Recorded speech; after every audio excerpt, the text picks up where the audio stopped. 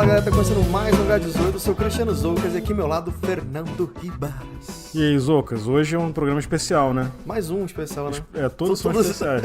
Mas explica pra gente aí por que hoje é especial. Porque hoje a gente faz um ano de H18. E aí, já estão aprendendo a andar. Exato. Estava engatinhando. Pois é. A gente tá agora, finalmente a gente fez um ano, né? Isso. Depois de muitos episódios. Nem tantos assim, né? Poderiam ser mais, né? Poderiam ser mais. Mas estamos estamos indo, estamos chegando, né? Sim. Muitas alegrias, muitos choros, muitas vitórias, muitas derrotas. Noite mal dormida. Noite mal dormida, principalmente noite mal dormida. Mas chegamos lá, é um ano. Sim. A gente começou esse podcast com uma brincadeira, né? Uhum. E virou o que virou, né? Foi. Cara, eu não consigo escutar o primeiro episódio. Eu também não. Tentei outro dia. É muita vergonha alheia. Não dá, cara. Não dá. Muita vergonha alheia. Sotaque carioca lá em cima. Paradas sinistras. Porra, brother. Como é que é fazer? Porra, brother. Várias paradas sinistras aí, tá ligado? Porra, várias observações aí de OVNIs. Um beijo, Fabrício. Ele não vai nem ouvir, mas beleza. Poxa, mas legal, né? A gente finalmente chegamos a um ano. Sim. A gente vai fazer então hoje um episódio que é pra lembrar de todos esses episódios. Isso. Qual foi a maneira que a gente chegou pra comemorar, que seria legal, né? Uhum. A gente pensou, vamos chamar os nossos ouvintes pra participar também desse episódio comemorativo de um ano. E aí, qual foi a ideia, Zoucas? Explica pra gente aí. Então, eu postei no Instagram pedindo para as pessoas mandarem qual parte mais legal, ou mais assustadora, ou mais incrível que elas acharam de um episódio específico. Então teve gente que mandou um relato, teve gente que mandou um pedaço específico de um episódio, teve gente que mandou um episódio inteiro. Não, pra mim o melhor foi, por exemplo, Carlos Alberto Machado, Chupacabra, foi o que mais campeão, teve. né? Tem mais 50 pessoas mandando áudio. Não, o melhor foi o Chupacabra, não sei o quê. Sim. Então, assim, a gente já sabe quem é o vitorioso, né? O que mais tem pedidos. Exatamente. Mas a gente conseguiu fazer, então, um apanhado, assim, de áudios. Então, praticamente, esse episódio não vai ser contado pela gente, mas vai ser contado pelas pessoas que escutam o H18. Vocês, nossos queridos ufofofos. E aí, Zoucas, por conta disso, esse episódio já vai ficar um pouco grande, né? Porque tem bastante coisa que a gente recebeu, uma galera mandou áudio pra gente.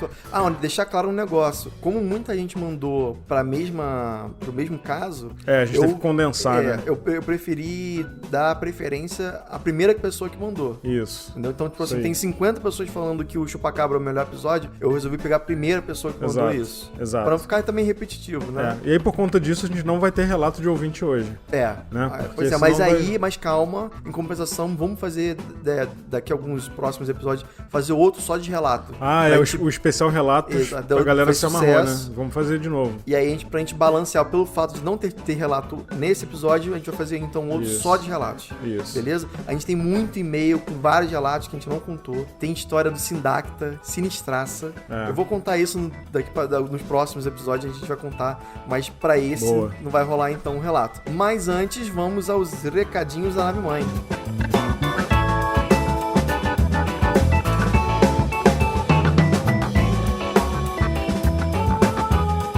Bom, antes de mais nada, obrigado a todos os apoiadores, né? O pessoal que tá ajudando a gente de montão lá na... A gente não sabe nem como agradecer, né, cara? Pois é. Caraca, meu irmão. Foi muito mais do que a gente imaginava, né? Não, e a gente falava antes, né? Vamos fazer apoio isso pra quê? A galera não vai ajudar. Cara. E toma, né, cara? Olha aí. Pois é. Então, muito obrigado a todo mundo que tá apoiando. Se você não tá apoiando, não tem problema. A gente entende que nem todo mundo você pode apoiar seguindo a gente, compartilhando com os amigos. Não, essa é a ideia. Se você não pode ajudar a gente com uma coxinha, né? Com R$5 por mês, ajuda a gente mandando o nosso podcast pra um amigo seu. Pelo menos três carinhas que você vai falar assim, esse cara gosta de ufologia. Manda o Hangar 18 pra ele, que isso já tá ajudando muito a gente. Sim. Beleza? E outra coisa que eu acho que é legal comentar é o seguinte: provavelmente alguém vai reclamar aí que a gente tá fazendo mais um programa compilado com gravação de ouvinte. Primeiro que esse episódio é comemorativo de um ano e a gente quis que os ouvintes participassem. O segundo ponto é que a gente tá passando por uma fase de transição. Eu e o Zoucas, a gente tá se preparando pra rodar o semanal muito em breve. Sim. Porque agora, com o apoio dos ouvintes, finalmente a gente vai conseguir contratar um editor de áudio. Isso. Né? E aí, assim, a ideia é que a gente traga coisas novas pro Hangar 18, muito em breve. Então, paralelo às gravações que a gente faz semanalmente, a gente tá vendo o editor, a gente tá vendo como é que vai fazer, essa parte de pagamento, a gente estando no Canadá, pagando o cara lá, como é que vai ser. É um trâmite complicado, né? A gente tá vendo tudo isso. Então, Então, por isso que pode parecer que a gente tá fazendo um programa fácil, mas não é tão fácil assim. Não, e assim, rodando semanal, a gente vai ter que gravar pelo menos 2 episódios por semana, né? Pra gente também conseguir entregar os conteúdos e tudo. Então, assim, não fiquem tristes. Tá vindo coisa boa aí, muito em breve. Boa. A gente realmente não esperava que fosse ter essa quantidade de gente apoiando. E assim, é isso, cara. O recado é esse. Aguardem que vai vir coisa boa aí. Vai vir uma chuva de episódios aí pra vocês. 2020 vai ser o ano do Hangar 18. Opa. Podem ter certeza. Vai ficar lá do lado do Google Cast e do Nerdcast. Caraca, imagina. É verdade. Mas, se você quer apoiar a gente, fala aí, Zoucas, como é que a pessoa faz pra apoiar? Basta entrar lá no www.apoia.se/Hangar18podcast. Isso, e aí lá na página tá explicadinho quais são os nossos objetivos, o que a gente quer fazer e tudo. E se você puder ajudar com R$5 ou mais, pode dar mais se quiser. Sim. Tem gente dando uma grana boa aí. Irmão, tem um cara aí que a gente vai ter que, ir lá dar um abraço nele. Vou comprar pessoalmente. Eu tinha que de passagem, voar lá, dar um abraço e voltar. E aí é o seguinte, cara, quem apoiar a gente com essa quantia, qualquer quantia acima de R$5, vai ganhar o direito de entrar num grupo secreto do WhatsApp que o Zoucas fez. E a gente tá lá no grupo. O grupo tá bombando. E o grupo tá sensacional. Até de madrugada, cara. Bomba. Pô, às vezes eu acordo de manhã, tem 200 mensagens. Caraca. Assim, é conteúdo ufológico 24 horas. E a galera muito gente boa tá lá também. Todo mundo contribuindo. Boa. E a gente até criou um Google Drive com todas as... Não eu, né? A galera. Isso partiu deles, né? Sim. Criar esse Google Drive com todos os documentos, livros de ufologia, várias coisas legais. Então, assim, a gente também interage todo dia, né? A gente comenta, o pessoal manda vídeo, a gente manda ideia de pauta também. É uma troca de informação bem legal. Então, assim, pra você entrar nesse grupo, basta você ajudar a gente com R$5 ou mais. Isso aí. Lá no Apoia-se. Tá sendo uma participação muito legal dessa galera lá, quero agradecer a eles novamente. Todo mundo que tá lá, cada um de vocês que estão aí no grupo do WhatsApp. Sem vocês, a gente não ia conseguir prosseguir com o H18, né, cara? Com certeza. A coisa realmente tá ficando pesada de demanda, de trabalho, do nosso tempo. E como a gente já falou isso 1000 vezes, a gente tem os nossos empregos ainda, então é 2 vezes mais difícil do que seria se a gente não tivesse. Pois é. Então, fora assim, eu realmente não esperava que o grupo fosse ser tão legal quanto tá sendo agora. E é legal porque é uma galera que tem um pensamento bem parecido com o da gente. Sim, né? Pessoal respeitoso também, o que é bem importante. Não é aquele cara totalmente cético, também não é um cara totalmente que acredita em qualquer coisa que vê, né? É um meio termo muito legal, assim. Sim. E a gente pede que quem for entrar também, que venha com a cabeça aberta pra ouvir outras opiniões. E faz parte da regra do grupo lá, né? Sim. Você não pode, de nenhuma maneira, denegrir ou prejudicar a pessoa, falar, isso aí, isso é fake, isso é escroto, isso é idiota. Não, respeito é o principal, né, cara? Respeito e saber ouvir, né, a opinião do... Por mais que você ache que não seja, não tem motivo pra ficar brigando, né, cara? Com certeza. Então, assim, nosso grupo tá muito legal por causa disso. Tá um ambiente bem maneiro, assim, e a gente quer correr de coisa tóxica também, né? A gente vive falando disso. O mundo ufológico tá lotado disso, né? A gente precisa mudar, a nossa missão é mudar a cara da ufologia. Eita, que missão suave, leve, né? Só isso. Só trazer a paz mundial também. Trazer a paz mundial. Acabar com a fome na África, sabe? Então é isso. Se você quiser entrar nesse grupo lá, nesse grupo seleto, basta ajudar a gente com R$5 ou mais. Beleza, galera? É isso aí.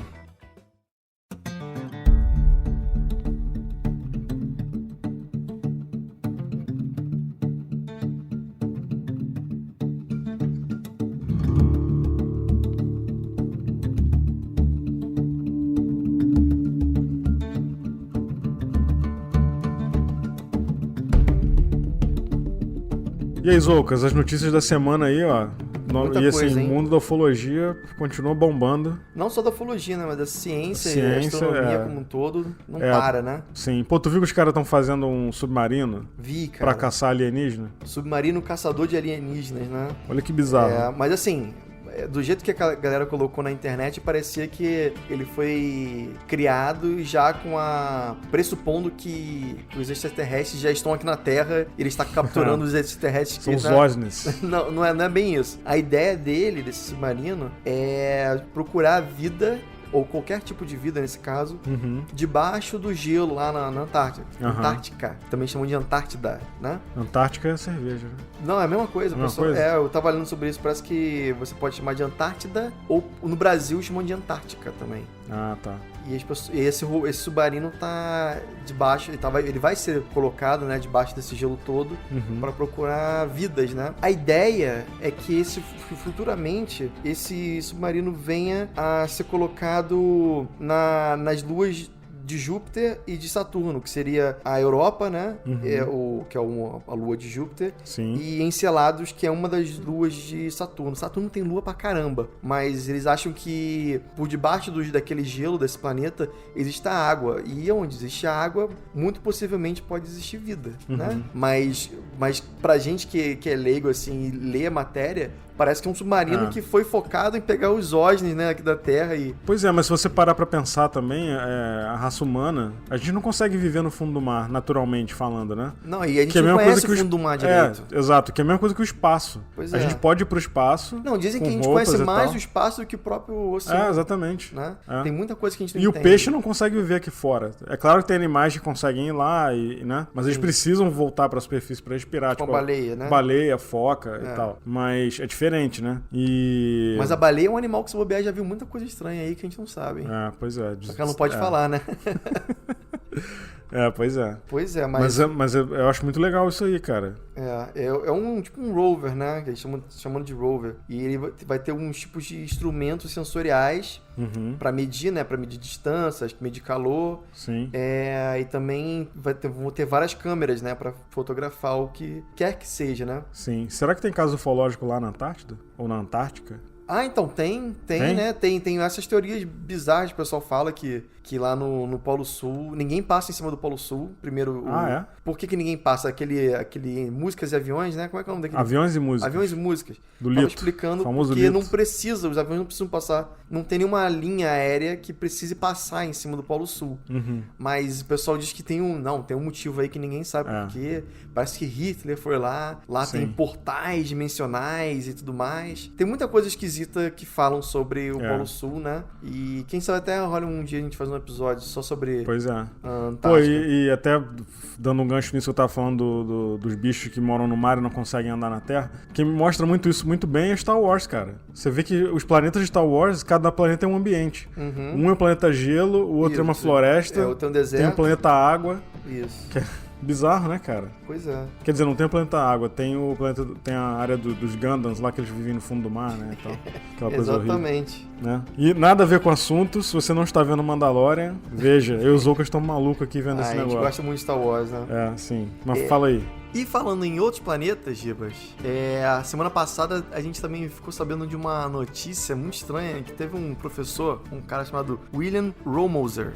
que ele é entomólogo. Entomólogo é o cara que estuda insetos, né? E ele tava vendo umas fotos lá da NASA e tal, ele gosta disso. Ele viu que em uma das fotos tinha uma estrutura lá, umas pedrinhas, que se assemelhavam muito, tipo assim, extremamente a insetos. Ele falou, não, isso aqui não é uma pedra, isso aqui é um inseto. Isso aqui com certeza é um inseto. Parecia estar vivo, inclusive, né? Segundo ele. E ele escreveu lá no Twitter dele, falou, não, gente, olha só, tem inseto, a NASA tá escondendo alguma coisa da gente. Ele chegou a pegar a foto e analisou, olha, aqui o abdômen, aqui a asa. E não só uma foto, cara. várias eu vi no fotos. Twitter isso aí. Pois é. Mas a gente também sabe que existe um fenômeno muito específico chamado pareidolia, né? Que é a galera que vê bichinho nas nuvens. Nas nuvens, exatamente. A gente vê carinha em tudo, né? Sim. E esse cara também não tá livre disso, né? E também pode acontecer com ele. Sim. Mas a comunidade ufológica ficou... em alvoroço. Nossa, achou inseto em Marte. Só que aí eu te pergunto, pra ter inseto em Marte, o que precisa? Precisa de oxigênio, né? De água, pelo menos água, né? Mas tem água em Marte, não tem? Mas o inseto ele bebe água precisa só? De comida, precisa né? de comida, né? Precisa de tudo. Sim. Precisa de um ecossistema inteiro. Se bem que barata, eles podem se comer também, né? Tem aquela frase que é muito famosa, que eu acho que é do Stephen Hawking, que fala, pra você criar um hambúrguer do zero, você precisa primeiro ter criado o universo, né? Ter feito o Big Bang.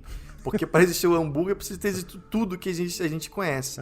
Então é a mesma coisa. Para você ter um inseto em Marte, você precisa ter o que o inseto comer. Você precisa de AAA, lembra? Abrigo, alimento e água. Olha aí. Então, assim, tem Abrigo água, deve ter, tem água em Marte? Possivelmente. Acho que tem sim água em Marte. Sim, Abrigo tem? pra caraca, ele pode se esconder ali debaixo de uma pedrinha. Mas agora, alimento... Não deve ser a água igual a que a gente bebe aqui na Terra, né? Não, porque a água tem oxigênio, né? Não, água é água. H2O é H2O. Sim, mas tem oxigênio, a água. Sim, são 2 moléculas de nitrogênio e uma de... Aula de química aí, ó. Parampam. Inclusive, outra notícia, que já tá pulando já a notícia, a gente nem terminou essa. Spoiler. Porque os níveis de oxigênio em Marte estão subindo. Ó, que beleza, a gente já pode ir pra lá então. Ainda não tá legal pra ir não, mas os níveis estão subindo e ninguém sabe por quê. Os cientistas têm várias hipóteses, elas podem ser resquício orgânico, né? Debaixo do solo de Marte, tá criando oxigênio, alguma coisa tá criando oxigênio. Pode ser um fenômeno geológico, né? Também. Aí eles não estão tentando entender por quê. Então, assim, o inseto poderia sim existir em Marte. Só que para ele existir em Marte, ele precisa de comida. E ele precisa de planta, né? Porque o inseto, ele come planta, não é isso? Depende do inseto, né? Barata come tudo. Come qualquer coisa, por exemplo. Qualquer matéria Se tem inseto em Marte, tem barata. Isso é fato, cara. Porque a barata... É o bicho mais sinistro que existe na face da Terra, a barata. Pode ser, acho que se o mundo acabasse, né? Que vai sobrar barata. Vai sobrar barata. E Marte é praticamente uma terra que deu errado, né? É uma terra desolada, não tem nada, não tem vida nenhuma. Inclusive a imagem que eu vi desse cara aí parecia uma barata. Pois é, então a gente tá falando contra ou a favor do cara agora? Eu acho que ele tá querendo ver botando pelo em ovo, eu acho. Mas a gente tá falando que pode existir barata? Não, porque se tiver... poder existir é uma coisa. O cara ter visto numa foto da NASA uma barata é outra, né? Mas existe tudo pra uma barata existir em Marte? Existe todos acho que não. Todos os recursos que uma barata precisa? Eu também acho que não, por isso que eu tô falando. Eu acho que pra existir uma barata ou qualquer inseto precisa ter mais coisas. Só que tá tudo favorecendo essa alegação dele ser verdadeira, porque primeiro, o oxigênio em Marte tá aumentando, né? Sim. E eu acredito, não sou entomólogo, mas eu acredito que existam certas espécies de insetos que não precisam de tanto oxigênio assim. Sim. Né? Mas, por exemplo, no National Geographic, eles foram lá falar, né, com os diretores da NASA e eles falam o seguinte sobre essa quantidade de oxigênio em Marte. Eles falam assim: apesar de ser tentador considerar a fotossíntese como um fator de influência no oxigênio da atmosfera de um planeta, sabe-se que os processos não biológicos também são capazes de produzir oxigênio em Marte. Ou seja, não precisa ter coisas orgânicas vivas, né, para produzir oxigênio. No caso, pode ser mineral, pode ser o próprio, às vezes, como eu falei, coisas geológicas, né? Sim. E essas descobertas não são necessariamente evidências de vida, né? Pelo contrário, os resultados destacam lacunas em nossa compreensão sobre a composição química da superfície do planeta vermelho. Questões que precisam ser decifradas para buscar evidências diretas de marcianos no passado ou no presente. No próximo verão, 4 países lançarão missões a Marte para alcançar esse objetivo, incluindo o Rover Mars 2020 da NASA, que armazenará amostras para um futuro retorno à Terra, entendeu? A União Europeia e a Rússia também cooperam na missão ExoMars, né, que inclui um rover da Rosalind Franklin, que é um explorador robótico que irá perfurar mais de 1,80 metros de profundidade na superfície marciana, explorando melhor do que nunca, né, os elementos químicos no interior do planeta vermelho. Ou seja, ainda não está certo que existe vida em Marte, né? Mas que existe oxigênio e a gente está aprendendo como é que nasceu esse oxigênio em Marte. Sim. Pode ser que o que mais provável é que houve vida em Marte, que Marte realmente foi um planeta que podia ter sido habitado por algum tipo de animal, criatura, que seja. E aconteceu alguma mudança climática. Exatamente, uma catástrofe, alguma coisa. Que é o que vai acontecer com a Terra daqui a milhões de anos, né? Ou menos, sei lá. Pois isso tudo ainda está sendo pesquisado, mas é uma coisa legal porque é um passo à frente na pesquisa de terraformação, né, de Marte. Sabe o que é terraformação, né? Sim. Transformar um planeta que é totalmente... A gente faz morto, isso aqui na Terra direto, né? Pois é. Em determinadas áreas.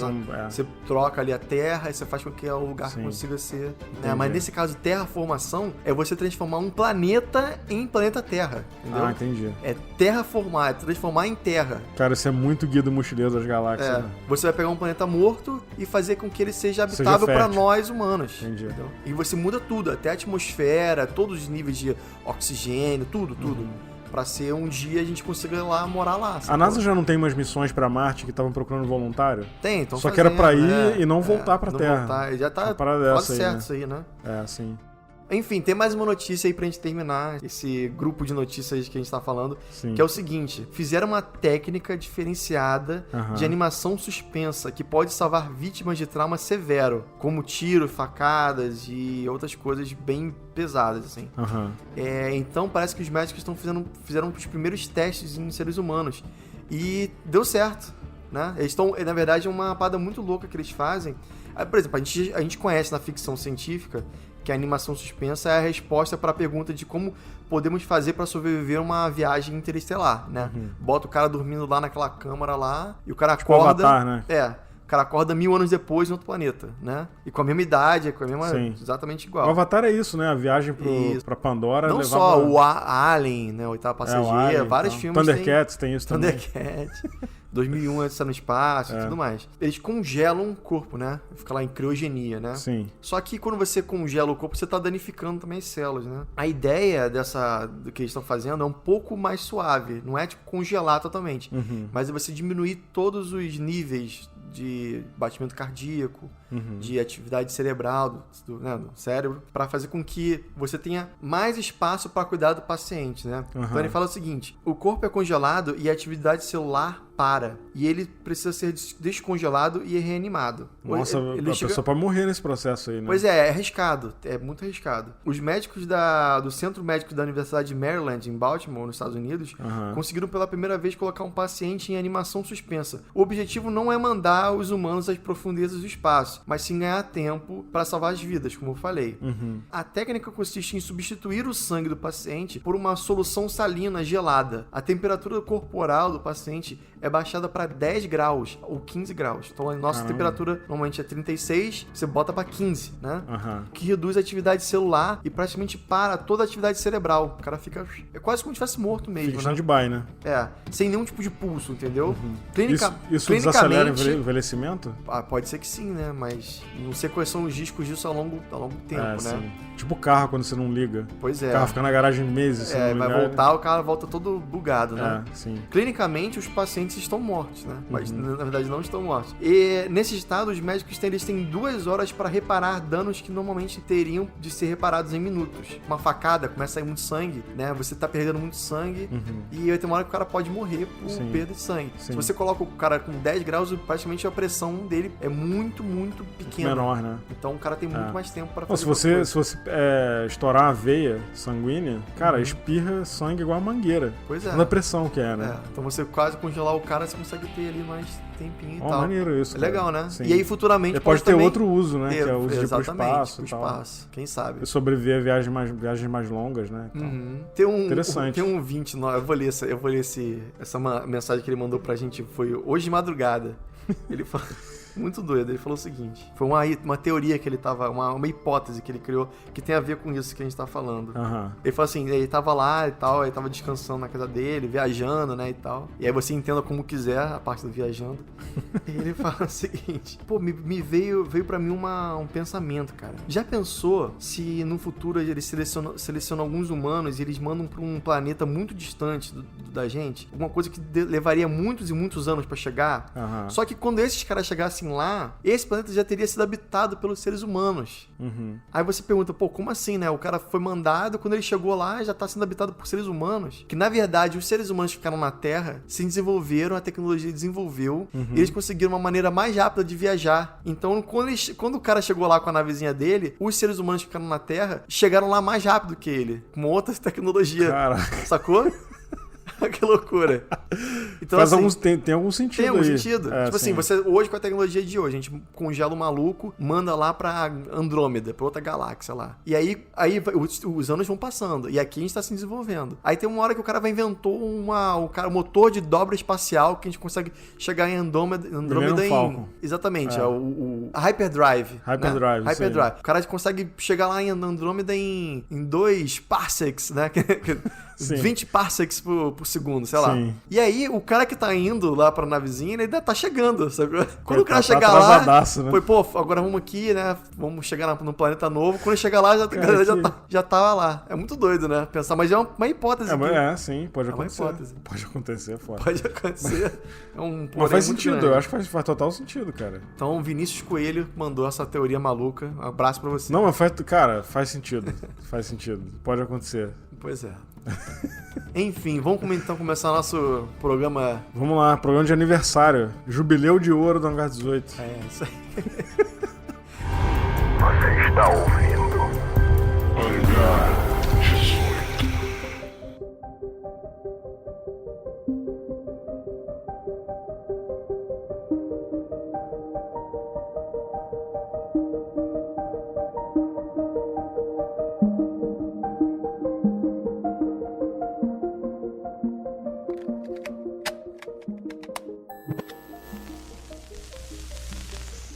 Fala galera do Hangar 18, aqui quem fala é o Reginaldo, sou de Duque de Caxias, no Rio de Janeiro, e antes de mais nada eu queria parabenizar vocês por um ano desse programa incrível que já me fez ficar viciado e pelo qual eu fico ansioso toda semana por um novo episódio.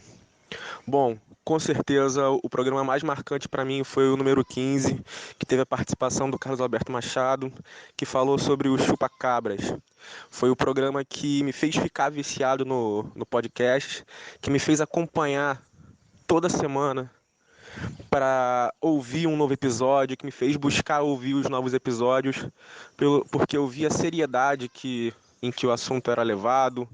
Eu vi que havia conteúdo e que o tema não era levado de maneira jocosa nem de brincadeira. E principalmente pela maneira como vocês dois levam o assunto, de maneira natural, de maneira tranquila, e pela química que há entre vocês, que torna o programa muito maravilhoso. Então é isso, galera. Um abraço. Uma coisa que eu acho legal sobre você, Carlos, até já comentei isso com os Ocas algumas vezes. Primeiro que você é um cara que preza muito pelo lado científico, né, da ufologia. Uhum. Você vai, investiga, e até já vi você falando, até no caso do Chupacabra mesmo, que você foi conversar com uma pessoa que era um cara que era veterinário. Uhum. O cara era veterinário e você falou pro cara, olha, eu quero que você me prove que isso aqui é coisa da Terra, né? Então essa é a premissa da ufologia científica, né? De você descobrir o que é as coisas, né? Se realmente é coisa daqui, aí às vezes você não tem explicação. E outra coisa que me chama a atenção no Carlos é que ele é um cara que ele tá fora da mídia. Ele não vive de ufologia, né? Como a gente comentou, ele é um cara que é professor, tem outras atividades, né? Eu tenho, sim, geralmente na época, por exemplo, dos chupacabras, quando aconteceu esses casos, a mídia ficou em cima falando e fazendo muito sensacionalismo. E eu tomei cuidado de não dar nenhum depoimento na época, porque eu estava fazendo já pesquisa, né? Eu sabia que a mídia estava divulgando de forma equivocada, e eu fiquei na minha. Eu fiquei fazendo minhas pesquisas, organizei toda a pesquisa para transformar ela num livro e num documentário, né? Sim. E o documentário se chama Dossiê Chupacabras, está disponível no YouTube. E o livro é Olhos de Dragão, Reflexões para uma Nova Realidade. O livro, ele saiu depois do vídeo, né? Se não me engano. Não, foi ao contrário. O livro saiu antes, o livro saiu em 2001 e o vídeo acho que saiu em 2002 ou 2003. Mas a pesquisa foi feita em 97, quer dizer, eu ainda levei um tempo, né, para poder conseguir publicar e fazer o vídeo. Sim. E daí quando saiu o livro e saiu o vídeo, que eu comecei a divulgar na imprensa o resultado do meu trabalho, da minha pesquisa. Que não condizia com o resultado dos órgãos oficiais do governo na época, né? Que estavam tentando acusar animais selvagens e coisas assim. É porque é mais fácil, né? Na verdade, a primeira divulgação que teve foi interessante até de observar. A primeira divulgação que teve foi de uma chácara que teve vários ataques e eles não... Quando eles falaram com a imprensa, eles falaram assim, não, é muito estranho, muito esquisito. E eram dois biólogos, era um casal de biólogos que eram dono da chácara. E eles, a princípio, assim, de cara, eles começaram a falar que era aquilo muito esquisito, que eles nunca tinham visto nada igual, que eles não conseguiram, com toda a experiência que eles tinham de biólogos, inclusive trabalhando em chácara, eles nunca tinham visto nada parecido. Conversaram, inclusive, com vários vizinhos, né, que também tinham criações, e não conseguiram chegar a um consenso. Aí até que entrou a secretária do Meio Ambiente, que era a secretária do Estado, né? Do município lá no Estado. Quando ela entrou, aí a coisa mudou. Aí ela já fez uma reunião com eles e falou, olha, vocês não têm que falar isso, a gente tem que fazer uma outra versão, senão vai levantar medo na população e tal, e tal. E daí eles, dessa reunião participou uma das testemunhas que me ajudou bastante, que é o Carlos Meisner, que mora lá na região até hoje. E o Carlos daí ele participou dessa reunião e ele ficou revoltado com isso, porque ele falou, não, a gente tem que falar a verdade, tem que mostrar as evidências, as fotos que a gente tem, as filmagens, e mostrar que tem alguma coisa esquisita acontecendo aqui, né? Daí a secretária teimava que não, né? E daí os outros biólogos acabaram indo a favor da secretária. Daí entrou a polícia militar no meio da história, se não me engano o órgão da polícia florestal, Secretaria do Meio Ambiente, teve mais, acho que o pessoal alguma coisa também da agricultura, não me lembro agora lá da região na época. E daí eles acabaram não convidando mais o Carlos para ir nas reuniões que eles estavam fazendo. Então o Carlos começou a ficar de fora das reuniões e ficou revoltado com isso. E daí quando eu apareci, o Carlos me conheceu e falou, eu vou te ajudar nas pesquisas. Tanto que ele chegou a fazer uma armadilha, a gente tentou capturar a captura. Nós fizemos várias vigílias lá, armados à noite, para poder tentar ver se via alguma coisa, filmava, enfim. Eu tinha só uma câmera na época, foi a única câmera que eu consegui. Naquela época a câmera de filmar, principalmente à noite, é muito difícil.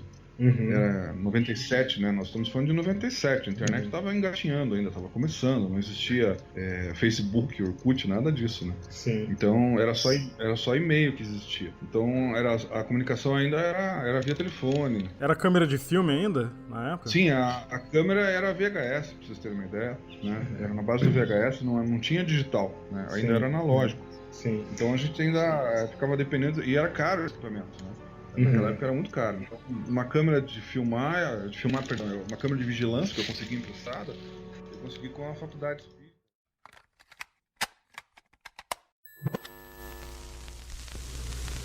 Fala aí, galera do Hangar 18, eu sou o Dimitri, daqui de Fortaleza, no Ceará, e o momento mais marcante para mim do Hangar nesse ano foi o conto a história do Onilson Pátero.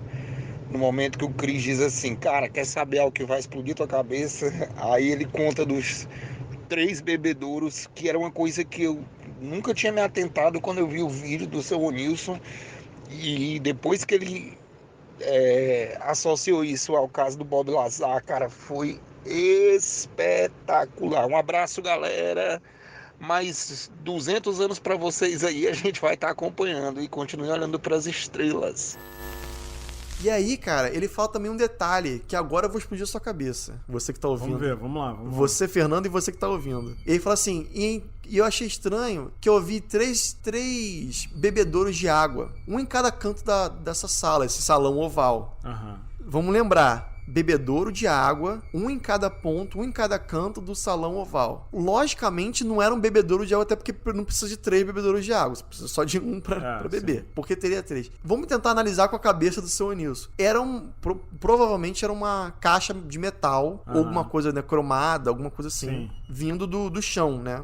Ele falou que tudo era inteiriço, tudo é, né? Então imagino que seja realmente alguma coisa vindo do chão, um formato retangular, não um cubo perfeito, mas um retângulo, né? Vindo do chão, lembrando a ele um bebedouro. O Bob Lazar não fala isso dos aparelhos gravitacionais? Caraca. Tu lembra disso? Lembro. Que dentro do disco voador tem 3 coisas, que é o negócio que faz o disco ir pro lado ou pro outro. Sim. Olha aí. Que bizarro, cara. Será que é isso? Isso é uma comprovação do que o seu Onilson viu. E ele fala exatamente isso. Tinha um em cada canto da sala. Então era se você pegar um círculo e colocar um em cada ponto, seria um triângulo perfeito. Sim. Exatamente como o Bob Lazar falou, cara.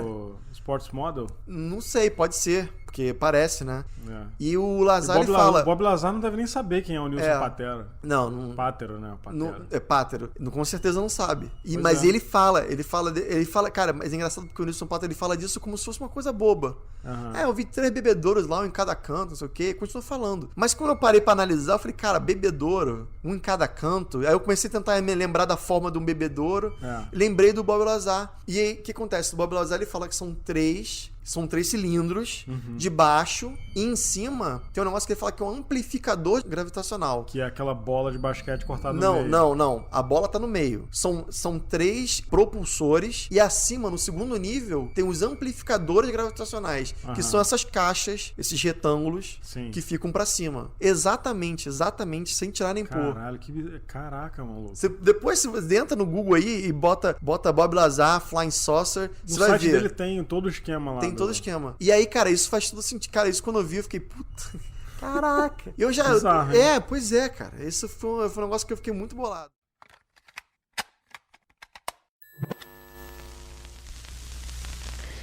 E aí, pessoal do Hangar, tudo bom? Meu nome é Yasmina Pacheco, sou de Goiânia e tô aqui pra falar o que mais me marcou no Hangar até hoje. Primeiro eu queria falar que meu episódio favorito é o do caso Crixás, porque fala aqui do meu estado de Goiás, né? Mas, assim, o que mais me marcou de verdade foi o relato do que tá no episódio da Noite Oficial dos OVNIs, que um rapaz conta que viu uma criatura de orelhas pontudas numa chácara aqui em Araguaiânia, que é bem próximo aqui de onde eu moro, de Goiânia, né? E esse relato me marcou muito, porque quando eu era criança, eu lembro que meu tio contou pra gente que ele tinha avistado uma criatura muito parecida com essa, de orelhas pontudas, assim. Ele viu pela grade do nosso portão. E aí eu fiquei com muito medo dessa história, porque eu era uma criança muito medrosa e nunca tinha coragem de olhar para onde ele disse que viu. E aí quando eu ouvi esse relato, me lembrou disso, porque assim, é uma descrição muito parecida com a descrição que meu tio fez, com a que ele faz no relato dele. E também porque é muito próximo, né? Não chega a 50 quilômetros de distância a Araguaiânia daqui onde eu moro. E aqui onde eu moro, a minha casa é muito próxima de uma região de mata, de chácaras. Assim, são muitas coincidências, né? Eu não sei se tem a ver, se aconteceu na mesma época, às vezes pode até ter acontecido. Esse relato do meu tio é da... Eu não lembro ao certo o ano, mas é em meados dos anos 2000. E, assim, me marcou muito, porque são relatos muito parecidos e, assim, coincidências muito grandes, né? São criaturas parecidas, lugares muito próximos. E é isso. É isso que eu tenho pra falar. Gosto muito do podcast de vocês e continuo olhando pras estrelas. Então, Zoucas, hoje tem um relato aqui de um amigo nosso, né? Foi, que a gente participou também do podcast dele, não foi? Isso, do Fuleiros Pop. Fuleiros Felipe. Filipinho. Ele mandou pra gente, na verdade, ele contou pra gente lá no episódio sobre esse caso. Isso. Que ele E a participou. gente falou, cara, grava um áudio. Mas é tão incrível que você manda pra gente botar lá no Hangar 18 Isso. também. E ele mandou pra gente. Ele mandou e a gente vai colocar aqui pra vocês ouvirem. Ouve aí, depois a gente comenta. Escuta aí. Meu nome é Felipe Scaparello. Tinha mais ou menos uns 12 ou 11 anos na época. Foi quando minha família veio morar aqui para o Brasil, mais especificamente em Goiânia. Minha avó comprou uma chácara em Araguaiânia, que é uma cidade aqui vizinha de Goiânia, poucos quilômetros de distância. Era costume a gente ir para lá, finais de semana, para o pessoal se reunir e beber. E eu sempre levava algum amigo meu, porque por mais que eu tivesse irmãos, a gente tinha uma diferença até boa de idade, então não dava para brincar com eles. Nós ficamos na piscina numa noite de sábado, brincando, até que a gente reuniu para ir jantar e o pai chamou, né? Meu pai chamou e pediu para eu buscar algo para ele na cozinha. E a cozinha dessa chácara dava já no fundo, como praticamente as cozinhas da casa são já bem mais profundo da casa. Então a gente foi lá no fundo buscar as coisas que ele tinha pedido. E a gente ouviu um barulho no mato que ficava depois da casa, que era onde tinha um jabuticabás, pés de siriguela, manga, essas coisinhas. E eu e meu amigo nos direcionamos até lá. E quando nós olhamos através da porta, a gente viu que tinha algo se movendo no meio das árvores e do mato. Então a gente, menino curioso, né, ainda mais dessa idade, a gente foi ver o que era. Chegando lá, a gente não conseguia identificar o que era e era muito assustador, porque a gente viu que era mais ou menos um humanoide, né, um ser humano, só que não tinha um corpo muito proporcional. Tinha uma cabeça mais quadrada, orelhas bem mais largas, compridas, pontudas. Os braços desse ser eram muito desproporcionais ao corpo, eram muito longos, quase arrastando ao chão. E ele tinha quase a nossa altura, mas era bem baixinho ainda por toda essa deformidade. Ele se escondeu atrás da árvore e depois ele deu uma pequena olhada pra gente, e nisso a gente ficou paralisado e não sabia o que fazer de medo. Eu particularmente, eu não consigo lembrar se eu fiz algum som, se eu consegui gritar nem nada, eu fiquei em estado de choque. Meu amigo quase que me despertou no momento que ele gritou, quando esse ser fez isso. Então os pais chegaram, tudo mais, e foram olhar com lanternas o que tinha ali, que eles pensaram que era até podia ser um bandido, um ladrão, né, querendo assaltar, mas eles não encontraram nada. E eu fiquei em estado catatônico por umas 2-3 horas. Meu pai deu banho, eu não lembro nem de ter ido dormir, nem lembro de ter dormido também nessa noite. E até hoje eu sofro esse medo de, às vezes tá muito escuro à noite, tá em casa, eu não consigo olhar para algum canto sem ter medo, principalmente para a janela. Eu fico sempre imaginando que aquele mesmo ser vai me olhar. E através de estudos com o passar do tempo, através disso que eu comecei a interessar por ufologia e tudo mais, e descobri que tem seres parecidos com esse que eu tô citando, e que são até muito comuns nos Estados Unidos, mas no meu caso foi aqui em Goiânia mesmo, e é uma história que até hoje me dá um pouco de pavor de falar, porque eu não tive nem reação contra e perante a esse ser. E aí, Zoucas, o que você achou do caso do Filipinho Scaparello? Ele é italiano, sabia? Ele é italiano? Ele é brasileiro não, ele é italiano, nasceu na Itália. Pô, maneiro, hein? Olha que sortudo. Gringaço ele. É.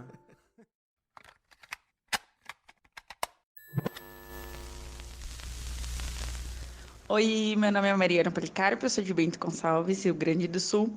E o caso que eu mais gostei até hoje, acompanho vocês desde o início, é o caso da Beth do Barney Hill, que foi, eu acho, o caso que mais me deu medo. Tive um pesadelo de noite por causa desse caso, o que eu mais gosto. E também acho muito interessante os casos em que eles ouvem barulhos de abelha ou coisas do gênero, por causa que eu nunca tinha ouvido tantas pessoas falar, enfim, relatar que tinham ouvido os mesmos barulhos, e acho isso bem interessante e bem legal. E continue olhando para as estrelas. E nessa volta dessa viagem, a Beth percebeu uma luz no céu que estava acompanhando o carro. E ela achou muito estranha aquela luz.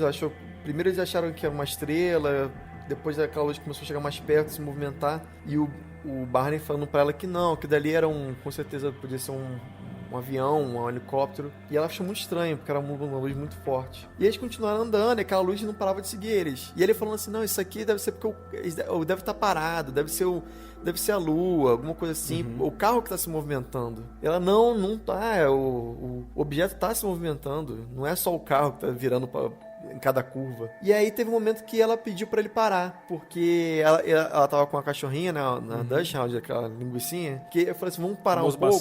Bacê, né? Vamos parar pra andar um pouco com ela, porque ela pode estar querendo fazer xixi. E eles pararam num lugar que era tipo uma área de camping, né? Isso, eles pararam aí, pararam de descer pra fazer xixi, pro cachorrinho não precisar sujar o carro. E foi aí que eles começaram a ver aquela luz ficando cada vez mais perto. Eles falaram assim, eles pararam num lugar chamado Twin Mountains. Tem vários lugares ali que parecem ser bem turísticos, né? Isso. Que tem um Cannon Head, tem vários...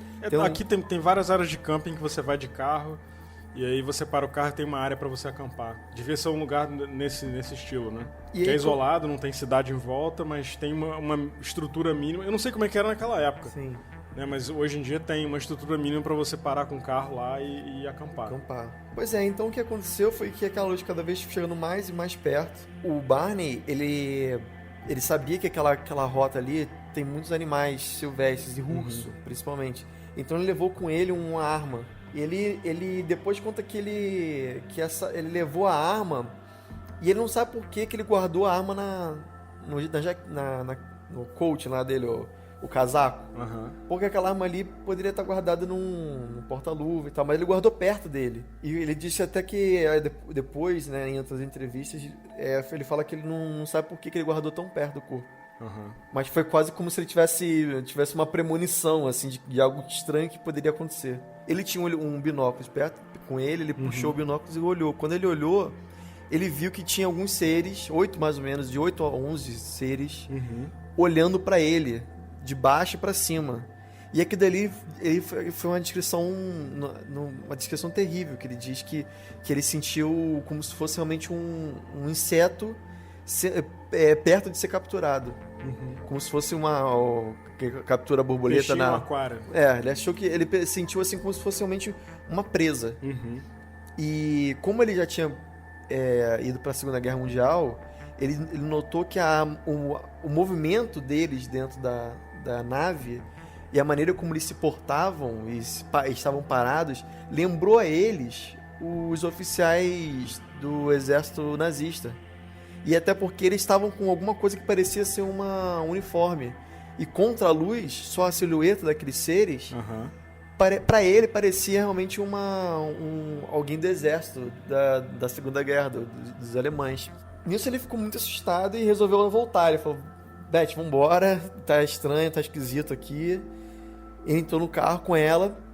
Quando ele entrou no carro com ela, essa nave começou a passar por cima. E aí ele falou, olha pra cima. Ele entrou no carro e falou, olha pra você ver. E quando ela olhou pra cima, ela não viu nada, ela viu tudo escuro. Porque era a nave passando por cima. Ela disse que não viu estrela, ela só viu tipo uma escuridão. E aí, depois disso, eles começaram a sentir dentro do carro uma certa vibração. Uma coisa assim, eletromagnética, uma coisa meio estática. E junto disso, um barulho, um bip, bip, bip, que ela fala, né? E é engraçado que ela falou desse bip, bip estranho. Me lembrou um pouco, não sei se você lembra quando tinha computador com caixa de som e o celular tava perto, que fazia esse barulho de eletromagnético, assim, pip, pip, pip, pip. Por causa já era da ligação do celular interferindo na caixa de som. E eles viram uns fachos de luz batendo no capô do carro também. Na parte de trás do carro, no porta-malas. E parecia que esse som vinha do porta-malas. Agora, nessa hora que ele tava observando os seres, ele conseguiu ver os bichos lá e que eles estavam com uma roupa preta. Sim, meio brilhante. Mas esse preto meio brilhante por conta da luz que dentro do... pode ser. E que um dos seres... Ele alcançou um painel dentro do objeto e apertou um botão e saíram umas como se fossem umas protuberâncias do lado de fora do objeto que tinha uma luz vermelha. Sim. E parecia uma asa. Parecia a asa. E os seres que estavam dentro levantaram os braços.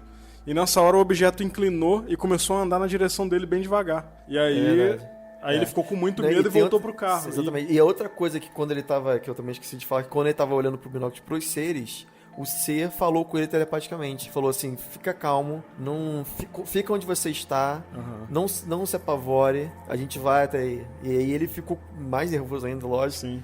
E aquela protuberância... É uma coisa estranha, né? Parece realmente um formato de disco voador, que a gente conhece clássico. Só que do lado puxa como se fossem duas... asas, tipo, de avião, né? Até difícil de descrever, assim, com palavras. Duas protuberâncias, assim, pra fora. E ele voltou pro carro. Começou essa sensação estranha de eletrostática. E eles começaram a se sentir com o corpo formigando. O barulho do bip, bip, bip. E daqui a pouco passou. Eles estavam, tipo, de novo dirigindo. E eles acharam muito estranho aquilo tudo. Eles estavam, né? Quando ele percebeu, já tinha se passado 35 milhas. Isso. Sem nem se falarem. Teve um gap de 2 horas aí no tempo que eles não sabiam o que aconteceu. Eles estavam quilômetros e quilômetros. 35 milhas, agora tem que ver quantos quilômetros são. Mas eu acho que são 50 e poucos quilômetros. 56 quilômetros. É uma distância...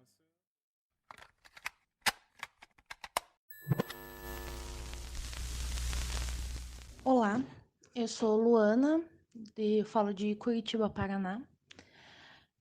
A parte que mais me marcou no programa foi recentemente que o episódio que você trouxe o seu amigo biólogo para falar sobre como seria os extraterrestres e tudo mais, que trouxe a discussão que eu realmente não tinha pensado. Se eles fossem parecidos com a gente, como que série de coisas tinha que acontecer exatamente como aconteceu com a gente, para que eles possam ter a mesma tipologia nossa. Então isso foi bem interessante, foi muito informativo, e o episódio também tinha 2 horas, é maravilhoso, episódios grandes. Então essa discussão que foi proporcionada foi bem interessante para ver um outro lado da história. E também o episódio de relatos dos ouvintes também foi bem interessante para os comentários, e devia ter mais. E é isso, e continue olhando para as estrelas. Quando você fala da grande mistura de coisas que formou a vida, tá? A gente não sabe explicar exatamente como isso aconteceu, exatamente, precisamente não, tem várias ideias, tem várias suposições de como isso pode ter aparecido pela primeira vez, tá? A Terra ela tem algo em torno de 4,5 bilhões de anos. A vida na Terra tem algo perto de 3 bilhões e meio de anos. Então você passou um tempo aí, passou um tempo onde a Terra não tinha vida. Por que ela não tinha vida? Motivo 1, impraticável, era uma bola quente, uma bola muito quente, né? Muito quente, uma temperatura altíssima, a ausência de vários elementos, então a vida não era comportada aqui por disso. Com o tempo foi esfriando, alguns bilhão de anos passou, foi esfriando, tá? E as condições apareceram. Entre as condições favoráveis ao surgimento da vida aparecerem e a vida surgir, passou-se um tempo, não sei qual, e a vida surgiu. Olha só que curioso. Então a vida surgiu há 3 bilhões e meio de anos atrás.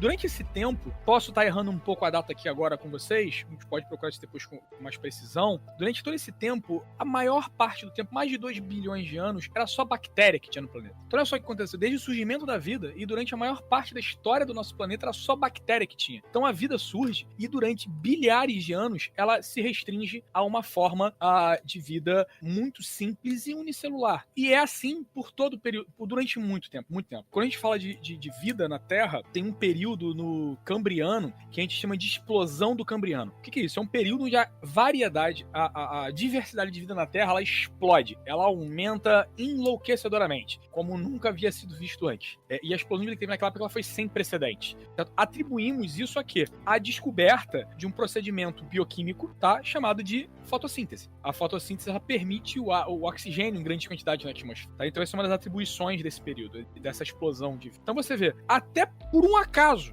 você tem um carinha lá, uma bactériazinha lá que descobrisse a fotossíntese, não tinha muita bactéria. Que não tinha muita variedade, tinha só aquilo. Então veja você, supondo que tenha um outro planeta com condições de vida similares, temperatura similar, tudo isso similar. Eu preciso dar a sorte da vida surgir, supondo que ela surgiu também, tá? Porque se você levar em considerações que você só precisa ter certos elementos presentes, certas condições presentes, não é também impossível dela aparecer. Provável, inclusive, se você levar em consideração que o universo tem o tamanho que tem, tá? Mas ela surgiu. Eu preciso dar a sorte que ela gere também a fotossíntese lá atrás. Porque, veja bem, nós somos vivos por conta da fotossíntese. Então, todo o caminho evolutivo que foi feito para chegar em nós é muito peculiar. Então, você precisa de uma bactéria que gerou isso, você precisa de outra que gerou tal coisa. Por exemplo, nós só somos o que somos porque temos mitocôndrias. E dentro do que nós acreditamos, a própria mitocôndria, que é a organela, a parte da célula que usa o oxigênio na nossa respiração, sem mitocôndria não faz sentido ter oxigênio, não precisa de oxigênio, tá? A mitocôndria é fundamental, porque com oxigênio você consegue gerar uma quantidade de energia muito grande. Um dia foi uma bactéria isolada que foi englobada por um outro ser e se tornou parte integrante desse ser e chegou até a gente. Então, se não tem fotossíntese lá atrás, não tem mitocôndria, não tem ser humano e não tem forma humanoide. Então, todo o caminho... É uma bactéria que faz parte da célula do ser humano, né? Isso é muito doido, né? Hoje em dia não é mais bactéria, ela já é parte integrante, mas acredita-se sim, por várias evidências que nós temos aí, evolutivas inclusive, de que ela um dia foi um ser independente. Ela tenha sido englobada por uma célula, protegida por ela, e em troca fornecia energia, e isso se tornou uma relação simbiótica e agora é uma coisa só. Tem vários indícios disso, assim, bem fortes, né? Então todo o caminho evolutivo para chegar em nós, não que nós sejamos o ápice, mas para chegar até aqui é um caminho muito peculiar que passou por uma série de coincidências. Coincidência o quê? Pô, teve que aparecer a fotossíntese. Pô, teve que aparecer a mitocôndria, porque sem mitocôndria não era a gente. Teria vida inteligente sem mitocôndria? Talvez, mas não seria a gente. Seria outra coisa. você precisa de uma série de fatores de sorte mesmo, tá? Nós só estamos aqui porque caiu um meteoro e matou os dinossauros, senão não tinha humano na Terra. Você precisa de uma série de coincidências e de sorte.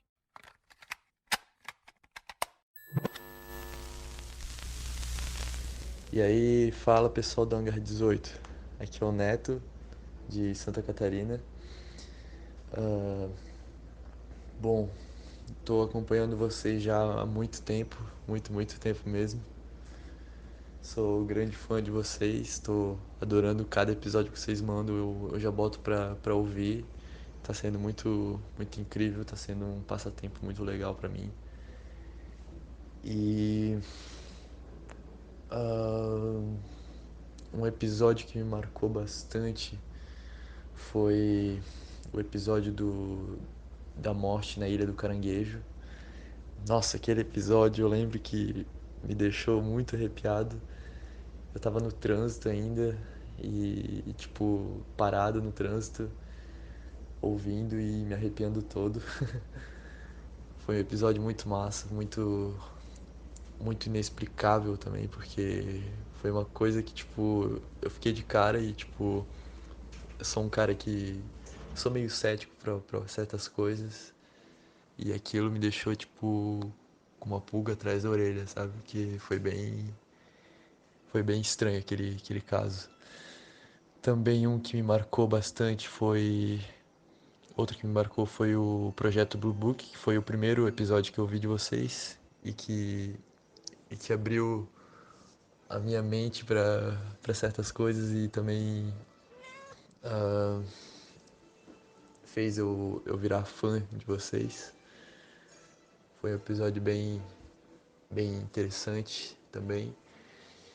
E também o episódio do Antônio Vilas Boas também.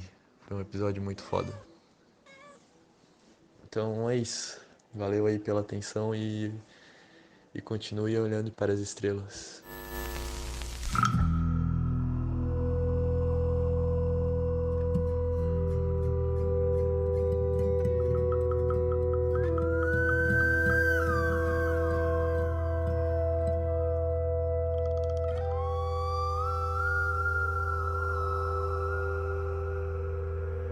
Hoje a gente vai falar de um caso que é um pouco tétrico, né? Porque envolve morte de uma pessoa, né, cara? Uhum. Tem muito caso na ufologia que não envolve morte. Eu acho até que esses que a pessoa morre são mais raros, né? Entre aspas, né? A gente conhece alguns, mas esse aqui aconteceu no Brasil, na década de 70. Foi no ano que eu nasci, inclusive. Não tem uma relação direta com ufologia. Mas ao mesmo tempo tem uma relação com o desconhecido, né? Uma coisa que ninguém sabe dizer o que é. É um caso do insólito, né? Vamos dizer assim. A gente não pode afirmar que foi alienígena, que foi um OVNI, um disco voador, né? Mas que algo muito estranho aconteceu. Algo muito estranho, cara. Aconteceu então no dia 26 de abril de 1977, né? Isso. Poucos dias antes de você nascer.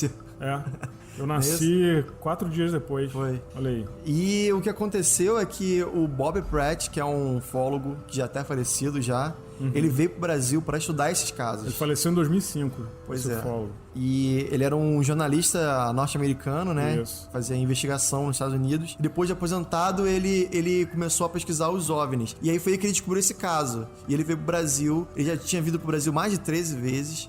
É desse caso que ele investigou. Graças a ele, a gente sabe desse caso. Sim. Entendeu? Ele se envolveu com a Operação Prato também, né? Sim. Em algum momento. Né? Esse caso que a gente vai falar hoje, eu diria que é o spin-off da Operação Prato. É uma coisa que acontece quase ali paralela. Exato. A gente vai entender por que daqui a pouco. Esse ufólogo, o Bob Pratt, durante muitos anos ele foi repórter. Em 75, ele foi chamado para investigar uma aterrissagem de um disco voador, cara, no norte dos Estados Unidos, na fronteira com o Canadá. Olha aí. E ele era cético com esse assunto. A partir daí, ele ficou muito interessado, passou a investigar e depois ele passou a vir pro Brasil e tal. Ele tinha intérprete com ele, porque ele não falava português, né? E ele foi um cara, vamos dizer assim, muita gente investigou, mas ele foi um dos principais. Ele foi o pioneiro, ainda mais ali na É. parte do norte do Brasil. Para começar esse assunto de hoje, é legal a gente pensar primeiro nos personagens dessa história, né? Que são 4 homens. E era o José, ele estava acompanhado de 2 irmãos, ele tinha 22 anos na época. Os 2 irmãos dele eram Apolinário, que tinha 31, e o Firmino, de 38. E tinha uma 4ª pessoa, que era o primo deles, que se chamava Aureliano. Ele tinha 36 anos. Nesse dia que eles foram pra essa ilha, tava um dia muito quente, né? Eles estavam viajando de São Luís do Maranhão até a Ilha do Caranguejo, que dá mais ou menos 25 quilômetros. 25 a 30 quilômetros. Um Isso. detalhe sobre a Ilha do Caranguejo é que é a segunda maior ilha ali da região. Sim. Ela tem 40 quilômetros de comprimento e 11 quilômetros de largura. É enorme. Eu acessei o Google Maps pra ver. É muito grande. Se você quiser, acessa do espaço. Além do mais, essa ilha, ela é uma reserva ambiental. As pessoas não podem entrar lá, apesar delas entrarem, pra catar caranguejo. Mas, tipo, Ilha Grande também é isso, né? Sim. Ilha Grande, Ilha Grande tem uma parte militar. Tem uma parte que você pode ir e tem uma parte que você não pode ir. Na Barra tem isso também, não tem? Igual tem a Restinga de Marambaia lá no Rio também, que você não pode entrar. Na Barra da Tijuca, né? Tem onça lá e tudo, não pode entrar. E aí esse lugar é uma ilha que ela é um mangue, é um mangue enorme. Ali é uma reserva da aeronáutica. A aeronáutica proíbe que você entre lá dentro, em teoria, né? Porque não tem como você... é muito estranho, né? É estranho, porque né, aeronáutica não deveria ser ou a marinha ou o exército. Sim. Eu não entendo como é que funciona essas reservas. Mas será que eles têm alguma coisa lá? Algum hardware Não, militar? acho que não. Acho que não tem nada lá. Só fechado, é só fechado. Entendeu? Entendi. É uma reserva, talvez seja uma parte do ecossistema, né, que é importante manter, o bioma, enfim. E além disso, essa ilha também é famosa por lendas locais de OVNIs e fantasmas. Tem muito folclore em volta dessa ilha, né, na região.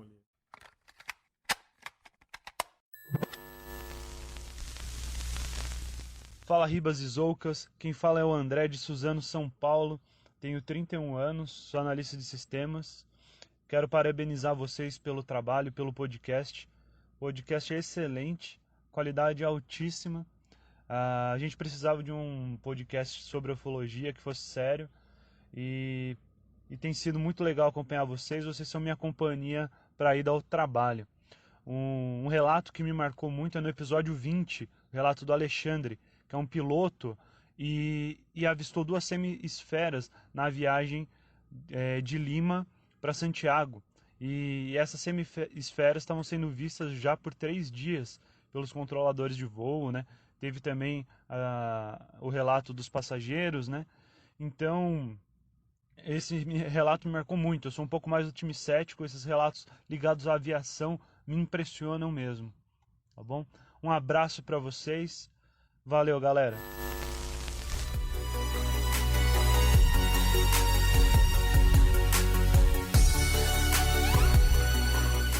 Então, Zoucas, hoje a gente tem um relato que é muito impressionante. Na verdade, são 2 relatos. Exatamente. A gente condensou num áudio só, mas são 2. Que é do Alexandre, lá do Rio de Janeiro, que na verdade agora ele mora em Dubai. Ele é piloto de avião, cara. E ele trabalha na Emirates atualmente, mas já foi piloto da Gol, já pilotou avião cargueiro, avião comercial, um cara experiente. Eu fiquei até impressionado dele deixar a gente falar o nome, assim, legal, né? Não é? Se bem que Alexandre deve ter um monte, né? Vamos ouvir o que ele tem pra dizer aí, depois a gente comenta. Fala aí, Alexandre. Olá, bom dia. Meu nome é Alexandre, sou piloto de linha aérea. Hoje em dia eu ando na Emirates e tô gravando esse podcast para Hangar 18. E tive uma experiência bem interessante anos atrás. Na realidade, 2 experiências, vou relatar aqui primeiro, depois relato a segunda. Primeiro, então, eu estava decolando de Brasília, retornando para Belo Horizonte às 3 horas da manhã, num voo cargueiro. Eu e companheiro de viagem, né? E cruzando uma determinada altitude, o controlador radar falou que nós tínhamos aí um tráfego, nossa posição de 12 horas, que ele não conseguia identificar, só pegava o alvo primário. E esse alvo estaria então a 12 milhas da gente, o que, né, para a nossa distância é muito rápido em aviação. É menos de 1 minuto, às vezes um pouquinho mais. Então a gente começou a olhar para fora, mas não conseguimos ver nada. O controlador radar então foi falando que o tráfego começou a rodear a aeronave. Saiu da posição de 1 hora, de meio-dia, né, de 12 horas, perdão, para 1 hora, 2 horas, 3 horas. 4 horas, 5 horas e 6 horas, ou seja, seguindo os ponteiros do relógio, seria a posição em relação à aeronave. E aí a gente ficou mais tranquilo, porque a princípio esse alvo então estaria já se afastando da aeronave. Mas era curioso que ele estava mantendo o tempo inteiro já uma distância de 6 milhas, ou seja, também estaria muito próximo da gente. E a nossa surpresa foi que de repente o controlador radar falou: olha, infelizmente o alvo mudou de direção, está indo atrás de vocês de novo. E esse alvo então voltou a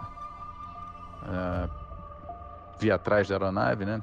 E depois fez o caminho inverso, voltando aí à posição 6 horas, mantendo as 6 milhas, 5 horas, 4 horas, 3 horas, 2 horas e 1 hora. E aí nessa posição 1 hora, ele falou que o Brasília, o Centro Brasília, mandou então os jatos para interceptarem esse alvo. E o alvo então começou a se afastar da gente e começou a acelerar. E ele falou: olha, o alvo está acelerando muito rápido, já está em Mach 2, agora 3, agora 4, sumiu do radar. Ou seja, Mach 4 são 4 vezes a velocidade do som, e ele ainda estava acelerando. E estou seguindo o meu segundo relato com relação a avistamentos aí de objetos não identificados, né? E o primeiro foi, nós não chegamos a avistar, mas já mandei para vocês antes o áudio. E agora estou mandando o segundo áudio, mas esse foi avistado, né? Esse voo, eu estava então na empresa Gol, fazendo um voo de Santiago para Lima, voando sobre o Pacífico, mais ou menos na lateral ali de onde tem as linhas de Tacna, né? Já no Peru. Nós avistamos, eram umas 3 horas da manhã também, e avistamos então 2 semicírculos bem sobre o oceano.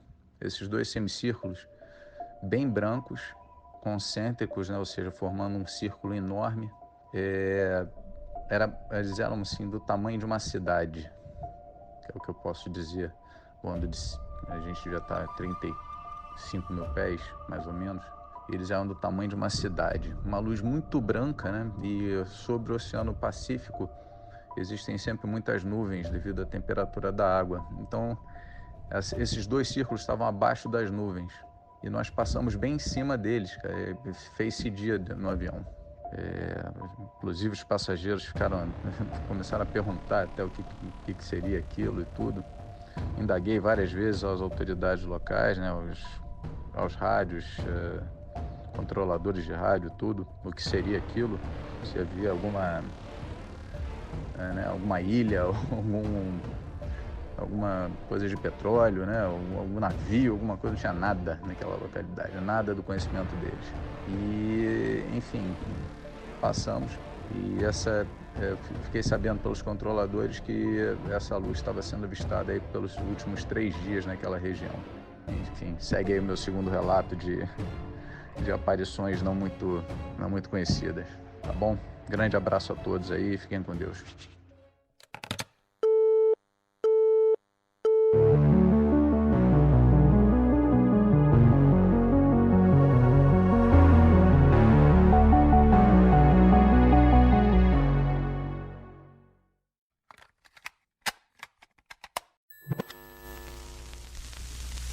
Fala Cristiano Zoucas, fala Fernando Ribas. Um grande abraço para todos os ouvintes do Hangar 18.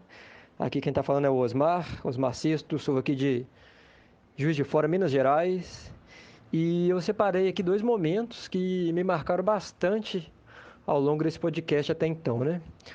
O primeiro foi mais lá para o início, foi o episódio sobre o Bob Lazar, né, a narrativa dele indo trabalhar, a questão da Área 51, que na época era muito secreta, a nossa imaginação dele vendo e entrando nos tais discos voadores, que ele, né, trabalhou, segundo ele, depois a questão do elemento 115.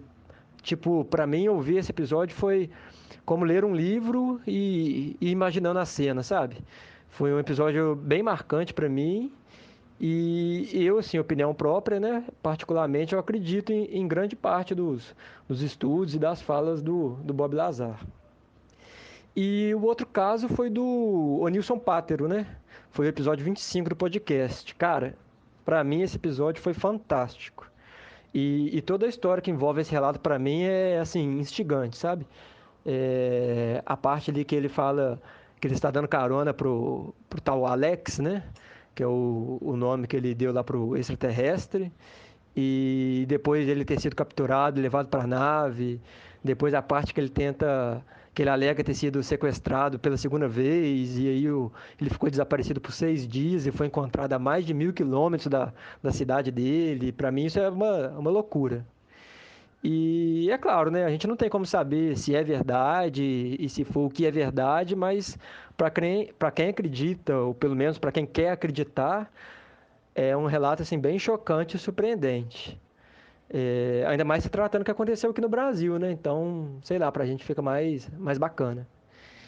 E para finalizar, agora minha história com Hangar 18 tá bem triste, porque quando eu descobri o podcast e ouvi o primeiro episódio, eu fiquei viciado, né, claro, e ainda tinha mais uns 20 pela frente. Mas desde que eu fiquei em dia com os episódios, fiquei 2 semanas ouvindo direto e agora eu fico nessa agonia e nessa ansiedade esperando sair o seguinte, né? Então é isso, para aproveitar e fazer com o jabá para eles, vamos, claro, né, quem tiver condição, quem quiser mais conteúdo, não sei, talvez episódios semanais, quem sabe, entrar lá no Apoia-se, né, do Hangar 18 e contribuir com o que puder. Se eu não me engano, o link é apoia.se/Hangar 18 podcast, né?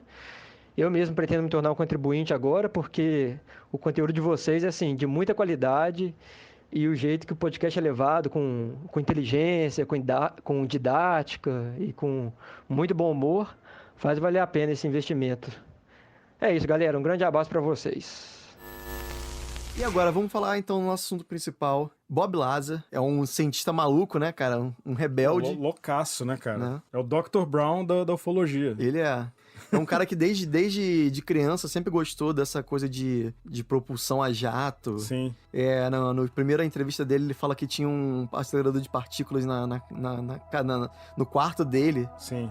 Você imagina. Então, a gente tem muita coisa pra falar desse cara, mas eu acho que vale começar, tentar pintar um retrato dele aqui. Quem é Bob Lazar? Uhum. Né? Tem entrevista da mãe dele, eu já vi, tem foto disso tudo, que ele, quando era moleque, botou um foguete na bicicletinha dele, cara. A mãe dele tem foto disso. E o cara é louco aficionado por foguete, pirotecnia. Uhum. Até hoje ele tem um carrinho lá, parece um Fiat Uno, com propulsão a jato. É bem legal. Parece que ele faz corrida de dragster e tal. Inclusive o Jeremy Corbell, que é o cara que é diretor do documentário dele, tem um vídeo dele com um lança-chamas que o Bob Lazar fez pra ele. Ele fez um lança-chamas, Caraca, o cara se amarra em coisa assim. É loucaço. Então... Não um cientista normal no sentido de que fica lá no laboratório e tal. É um cara que realmente coloca em prática as coisas que ele como se fosse um cara que usa a ciência pra inventar coisas loucas, né? E iradas, né? Esse é o hobby do cara, né? Inclusive, acho que você comentou que viu uma entrevista dele com um repórter e ele não sabia nem o que era... Tipo, o repórter queria mostrar quem era Bob Lazar e perguntou pra ele se ele conhecia Breaking Bad, Game of Thrones. Como é que foi isso? Sim. Ele começa... na verdade, uma palestra que ele tá dando, uma das poucas que ele vai, né? Uhum. Que aí ele fala, só pra ver quem é Bob Lazar, tipo, me fala aí, quem é o seu time favorito pra ganhar o campeonato do Super Bowl? Ele, cara, não tem um time, não. E me fala então, qual é o seriado? Você gostou de Breaking Bad? Ele, pô, cara, não sei nem que Breaking Bad você tá falando. Tipo, o cara viveu outro mundo, vive né? uma dimensão paralela, assim, essas coisas mundanas não passam na TV dele, sabe? Uma coisa assim. Sim, e assim, qual a relação desse cara com a ufologia? É que a gente, depois que eu comecei a estudar um pouco mais a fundo a história dele, é que assim, tudo que a gente conhece hoje de Área 51, de cultura pop, Arquivo X e... Foi tudo graças de teoria alguma da maneira conspiração, a ele. Veio tudo desse cara. Sim. Porque ele é um nome muito importante na ufologia. Sim. Então, assim, como é que tudo começou? Lá no finalzinho da década de 80. Acho que foi 88, 89, né? Acho que foi 89. Ele veio a público, ele procurou um repórter na época de uma emissora lá de uma emissora lá, acho que foi da Califórnia, né? Não é Nevada? É de Nevada? É, porque lá é Las Vegas, Nevada, né? Sim. Então, lá de Nevada. Sim. E aí ele deu uma entrevista pra esse canal dando algumas alegações E uma delas era que ele tinha trabalhado na Área 51, que ninguém sabia o que era na época. Ninguém tinha... Uma base secreta, conhecia da sobre Força Aérea, e lá ele viu muitas coisas, ele entrou em contato com uma tecnologia que não é desse mundo. E aí ele fez algumas alegações pra esses caras, e eu até anotei aqui pra gente não se perder, Zoucas. Eu vou citar aqui, você comenta. Fala aí. As alegações que ele fez foram: ele disse que viu 9 discos voadores, ele usou esse termo, ele não usou OVNI, ele usou discos voadores. Sim. Era bem identificado nesse caso, era bastante identificado. Sim. Ele disse que viu 9 discos voadores nessa base, que a princípio ele achou que fosse do governo. Ele entrou lá e falou, pô, quer dizer que todos esses OVNIs que as pessoas veem no céu, essas luzes estranhas, que as pessoas acham que é extraterrestre, na verdade é do governo. Ele teve essa sensação, porque ele era um cara cético, ele não acreditava... Ufologia, nada disso. Enfim. Ele disse que trabalhou numa base chamada S4. A gente vai contar um pouco depois sobre essa base aí. Da Área 51. Isso. Ele disse que teve acesso a alguns briefings que incluíam um documento que descrevia o envolvimento dos Greys na história do planeta. Isso é bem que diz que eles estavam influenciando a história do planeta há mais de 10 mil anos. E que tinha referência de que esses seres eram da órbita de um sistema estelar de Zeta Reticuli. Sim, que nem o... Que é um nome que a gente ouviu aí. A gente falou disso no caso da Barney e Beth Hill, né? Isso. Eles foram abduzidos por Zeta Reticulianos. Sim. Isso tinha no caso no depoimento deles, né? Isso. Alguns desses objetos, desses discos, eles estavam 100% intactos, como se fosse carro zero. E outros nem tanto. E outros já estavam sendo desmontados ou danificados de alguma forma. Vendendo a preço mais barato. É isso aí. E as naves pareciam funcionar através de um propulsor de gravidade. E um reator de antimatéria que fazia esse propulsor funcionar.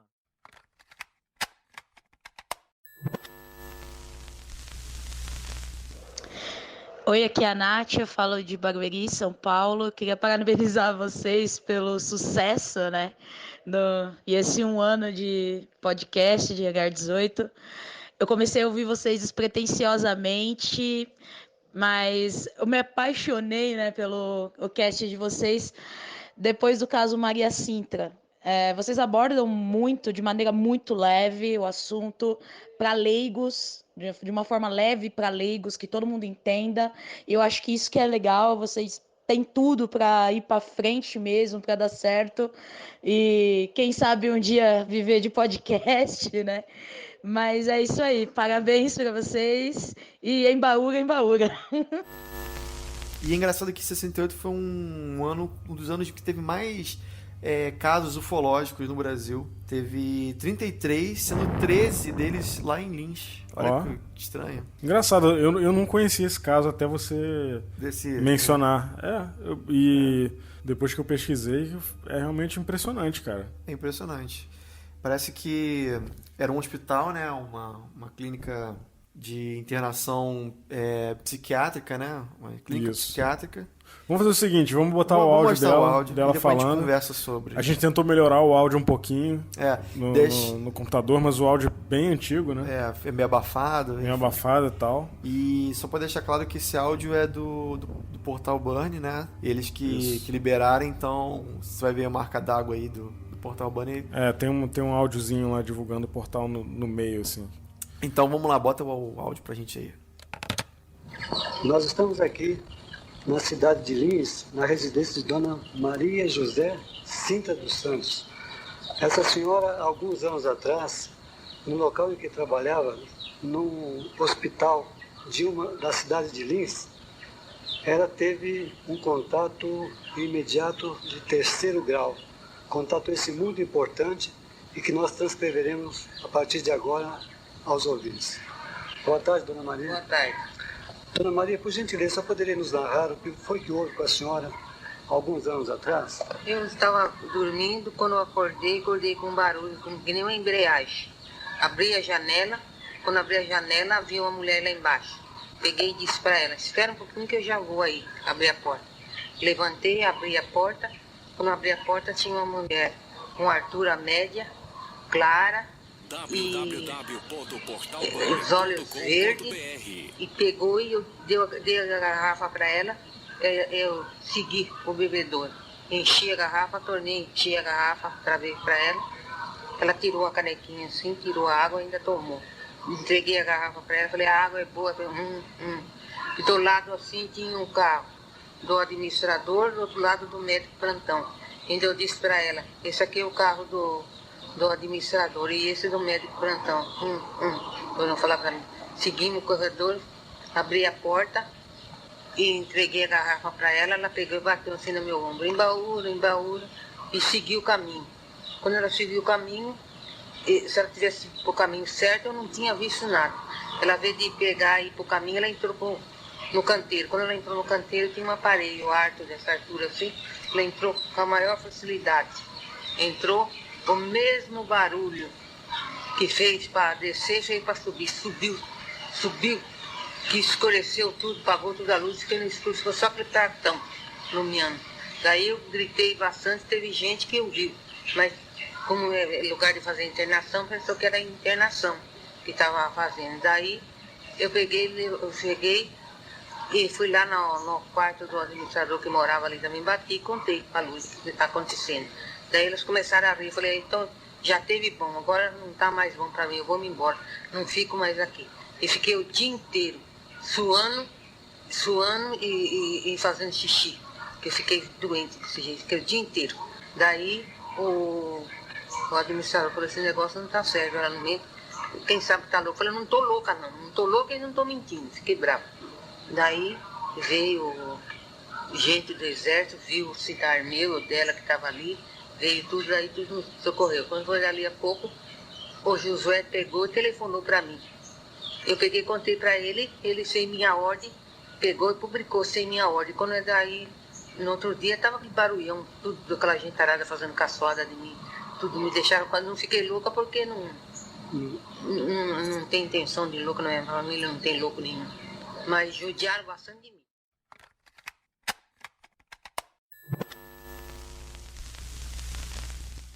Olá, no Hangar 18, aqui é a Mariana, do Rio de Janeiro, e eu vim desejar para vocês o feliz aniversário de 1 ano do podcast, que eu venho acompanhando desde o começo. Um dos meus episódios preferidos é o do Travis Walton, porque eu achei a história dele muito fascinante, e é um dos poucos casos que se tem relato onde existe a interação entre os Greys e os nórdicos. Então é isso, muitos episódios pela frente para vocês e que o desacobertamento ufológico aconteça enquanto todos nós estivermos vivos. Um beijão para vocês e continue olhando para as estrelas.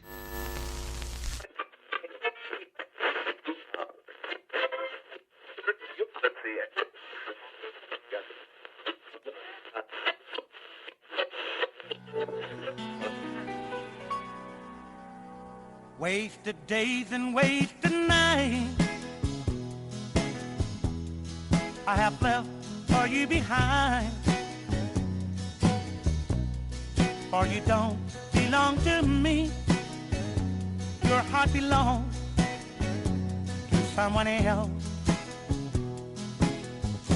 Why should I keep loving you? Então vamos lá, vamos falar do nosso assunto principal hoje, que é Travis Walton, O Cara do Fogo no Céu, o filme que ficou famoso em 93, né? Foi feito em 93. Isso. E que não está exatamente correspondente aos fatos exatos que aconteceram Hollywood, com né, ele. cara? Os caras fazem pra vender ingresso, né? Tanto que esse filme, ele é categorizado como filme de terror, você sabia? Ah, é? O Fogo não é no Céu sci-fi, não é? Não é sci-fi, ele é filme de terror. Ele é categorizado como terror. E tem realmente umas partes bem intensas, né? É total, tétrico, né? É bizarro. E até os alienígenas que estão no filme, eles não são tipo os Greys que a gente tá acostumado a ver. É Eles bem são diferente. meio marrom, a pele deles é meio marrom, ele é meio até bizarro. o olho não é grande, daqui a gente tem acostumado a ver Grey com o olho grande, ele tem um olhinho pequenininho, é muito doido, é meio feio. Mas muito assim, eu lembro que eu vi pequeno, foi um dos filmes que me fizeram ter Cagar medo na de... foi mijar na cama. Mas enfim, vamos falar então do começo da história, como é que tudo começou, né? Travis Walton, na época, isso aconteceu em 75, ele tinha 22 anos, né? Isso. E tudo aconteceu no Arizona, parece, Isso. né? Então, foi em 5 de novembro de 75, no Arizona, que é um estado americano que fica entre o Novo México e Las Vegas, só pra galera poder se situar. Eu fiz uma pesquisa no Google Maps e coloquei assim, pra saber a distância de alguns pontos importantes, e eu vi que da onde aconteceu esse fato até a Área 51 são mais ou menos 6 horas de carro, não é tão longe. É de avião, não é nada. Não é né? nada. De avião é 40 minutos. Porque Arizona e a área 51 fica bem perto, né? Perto também é 6 horas, só que o sentido oposto, sentido leste dos Estados Unidos, tá Roswell, 6 horas pra lá. 6 horas pra direita tá uma cidade, tá um ponto importante, que é a área 51. 6 horas pro outro lado tá Roswell. Tá no meio do caminho entre Roswell e a área 51. E pra baixo, a 1 hora e pouquinho de distância, tá Phoenix. Phoenix, no Arizona, que tem as luzes de Phoenix. Lights. As luzes de Phoenix também são... Pode até a gente falar um dia aqui, mas foi um caso importante. Foi um negócio que todo mundo da cidade viu. Muita gente viu, né, na cidade. Tinha um programa muito bom no Sci-Fi Channel, não sei se você chegou a assistir, chamado Fact or Fake. Já viu esse programa? Não lembro, não. Os caras pegavam esses casos aí, tipo essas luzes de Fênix, e iam lá e tentavam reproduzir. Eu vi. E os caras não conseguiram, cara. Não, é um negócio não conseguiram absurdo. desvendar o que era. Que é um negócio assim de quilômetros de distância de um ponto pra outro, sabe? É uma coisa muito louca. Mas enfim. Vamos voltar aqui no Travis Walton. Então, foi qual é o nome da cidade? Snowflake, né? Nome bonitinho, né? Snowflake, floco de neve. Parece o nome de rena do Papai Noel. Então, parece que foi fora da cidade, né? Eles eram lenhadores. Eles estavam indo pra cidade, eles estavam no meio do mato. Eles estavam voltando. Porque ali onde eles estavam é um parque nacional, tem uma floresta. Isso, eles foram contratados pra desmatar uma área do parque lá. E eles eram lenhadores. Sim. Ele fala que pessoal, eu vi que o termo lenhador em inglês é lumberjack. Ele fala que ele não é lumberjack. Ninguém logger, né? Que eles falam. É isso. Porque mas o que é logger? Eu não sei. Porque pelo que eu entendi, parece que eles foram contratados pra quebrar e derrubar algumas árvores que estavam doentes. Ah, entendi. Então assim, tem árvore doente aqui, a gente quer tirar elas, porque pode cair, mas, sei lá, danificar outra árvore. Entendi. Porque parece que tinha alguma área dali que foi plantadas essas árvores. Isso é uma coisa, tipo, que nem você vai fazer, por exemplo, lápis, tem que ter uma área com uma árvore que é feita pra plantar e crescer e depois quebrar ela e quebrar em revender, enfim. Eles estavam fazendo meio que esse papel de limpar as árvores doentes. Entendi. Então é por isso que ele é logger, não é lumberjack, entendeu? Então, ele tava num grupo de 6 pessoas, que era Mike Rogers. Inclusive no filme mostrou que o Mike era cunhado dele. Era na vida real também? Era. Algumas coisas no filme estão reais. O Travis era isso, ele namorava a irmã do Mike. Exatamente, namorava a irmã do Mike, que era chefe dele, foi o Mike que contratou ele. Sim, entendeu? sim, que o líder do grupo era o Mike. Allen Dulles, John Goulet, Kenneth Peterson, Steve Pierce e Dwayne Smith. No filme, eles mostram um desses caras aqui, eu não me lembro qual que é o nome. Eu não sei se é o Dwayne, agora eu não lembro. Que tem um que tinha uma rivalidade com ele. Acho que era, os caras... Eles não estavam bem. Inclusive no filme mostraram eles tendo uma treta lá. Porque eles mostram os caras trabalhando durante o dia no filme, e aí colocaram uma desavença entre os dois lá. É uma cena que aparece ele com a serra elétrica, assim, né? Tipo, zoando e tal. Ele chega com a serra elétrica perto da cara do Travis, assim. Não sei se isso aconteceu na vida real. Acho que não. Acho que isso aí foi coisa do filme. E aí eles estavam voltando, né? Passaram o dia na floresta trabalhando lá. Isso, às 6 horas da noite eles estavam voltando pra casa, indo pra Snowflake. Quando começou a escurecer, eles entraram na caminhonete, que parecia uma picape, né? Parece uma picapezinha.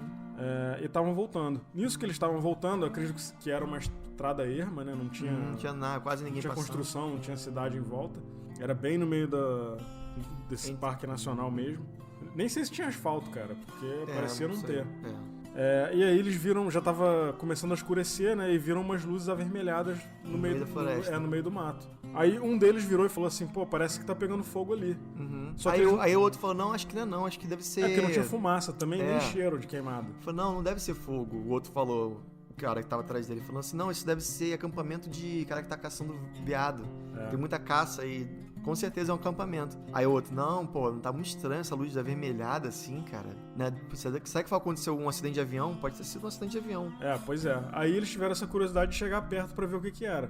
E aí o Mike pegou a caminhonete e tomou um outro caminho lá pra tentar chegar perto da origem das luzes, né? Que eles viram. E aí quando eles chegaram perto, eles viram um objeto pairando no céu. No meio de uma clareira, assim, né? Tinha uma clareira, assim, que não tinha árvore. Como se fosse um lugar que as pessoas acampam, por exemplo. E tinha uma nave. Era realmente um disco voador, não era bem identificado, né? Que eu costumo falar. Não era não identificado. Sim. E ele falou que nessa hora a primeira coisa foi querer sair do carro pra ver de perto, porque ele achou que fosse voar. Que, tipo assim, se eu tô vendo isso aqui agora, com certeza daqui a 1 milésimo de segundo isso vai levantar voo e vai embora. Pois então... aí o Travis teve a curiosidade de sair do carro pra ver de perto. Pra de perto. O objeto, né? E os amigos dele ficaram apavorados. Não volta. Não, pois é. Sai daí, você tá louco. E aí ele foi chegando perto do objeto.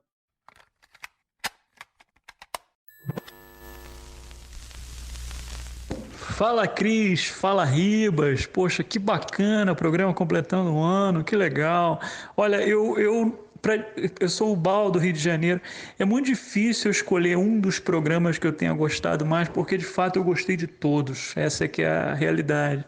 Então vocês estão super de parabéns, mas assim, se eu tivesse que escolher um, obrigado a escolher um, eu escolheria o sobre a tipologia extraterrestre, que eu gostei demais, foi muito elucidativo, entendeu? Foi muito bacana, gostei, curti muito o programa, tá?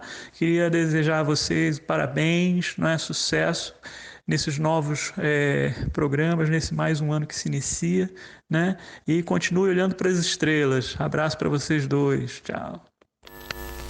Começa falando então do primeiro tipo, o tipo alfa. Então, o tipo alfa é o tipo mais popular, né? Com quantos por cento de... 67% dos avistamentos É mais da metade, então, dos avistamentos é o tipo alfa. Que é o tipo que a gente mais vê relato hoje em dia, né? De um tempo pra cá, eu já até vi alguns ufólogos falando que de um tempo pra cá só tem relato de alfa. Sim, sim. Que é dos nada anos mais... 80 pra cá, principalmente. Exatamente. Que é nada mais nada menos que quem? Os Greys. Os famosos Greys, isso aí. Que é a galera que faz o trabalho sujo, né? Sim. Que vai lá e abduz e faz os exames lá que tem que fazer, bota sonda, bota chip. Bota tudo. É. É engraçado porque o Grey parece que ele não tem uma vontade própria, né? Todos os relatos passam... Eles são tipo os Minions do meu malvado favorito. Tipo, eles não têm vontade. Eles fazem o que tem que fazer, Sim. eles não têm expressão, eles não têm uma opinião, eles só fazem o que tem que fazer, o trabalho. É isso aí. E eles estariam presentes na maioria dos relatos de contato de terceiro grau, que é quando você vê a nave pousada e os tripulantes, né? Pois é. Do lado de fora. Eles se assemelham aos seres humanos na parte anatômica, né? Eles são humanoides, né? 2 braços, são 2 pernas.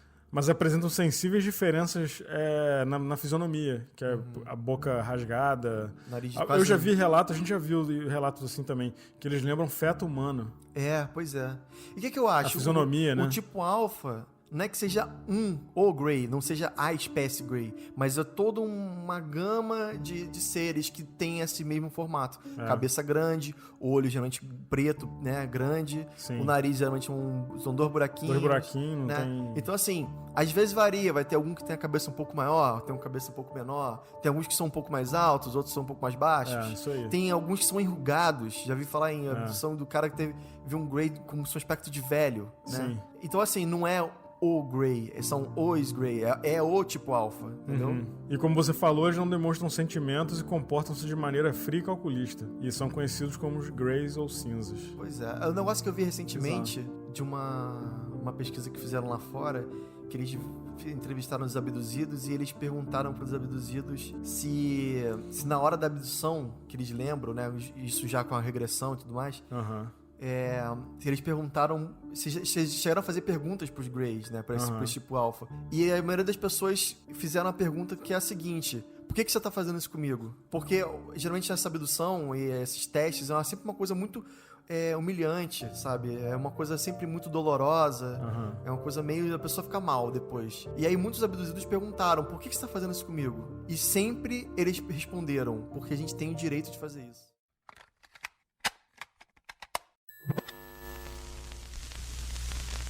Fala galera do Hangar 18, aqui é o João Felipe do Rio de Janeiro. Antes de mais nada eu queria parabenizar vocês aí por um ano de Hangar, né? Porque não é para qualquer um. Eu espero que tenham muitos outros anos aí pela frente. E eu queria que vocês lembrassem aí do Tic Tac UFO lá do USS Nimitz.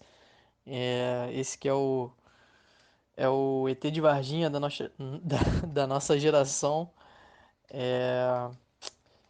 E acho que seria legal relembrar esse episódio que eu curti bastante.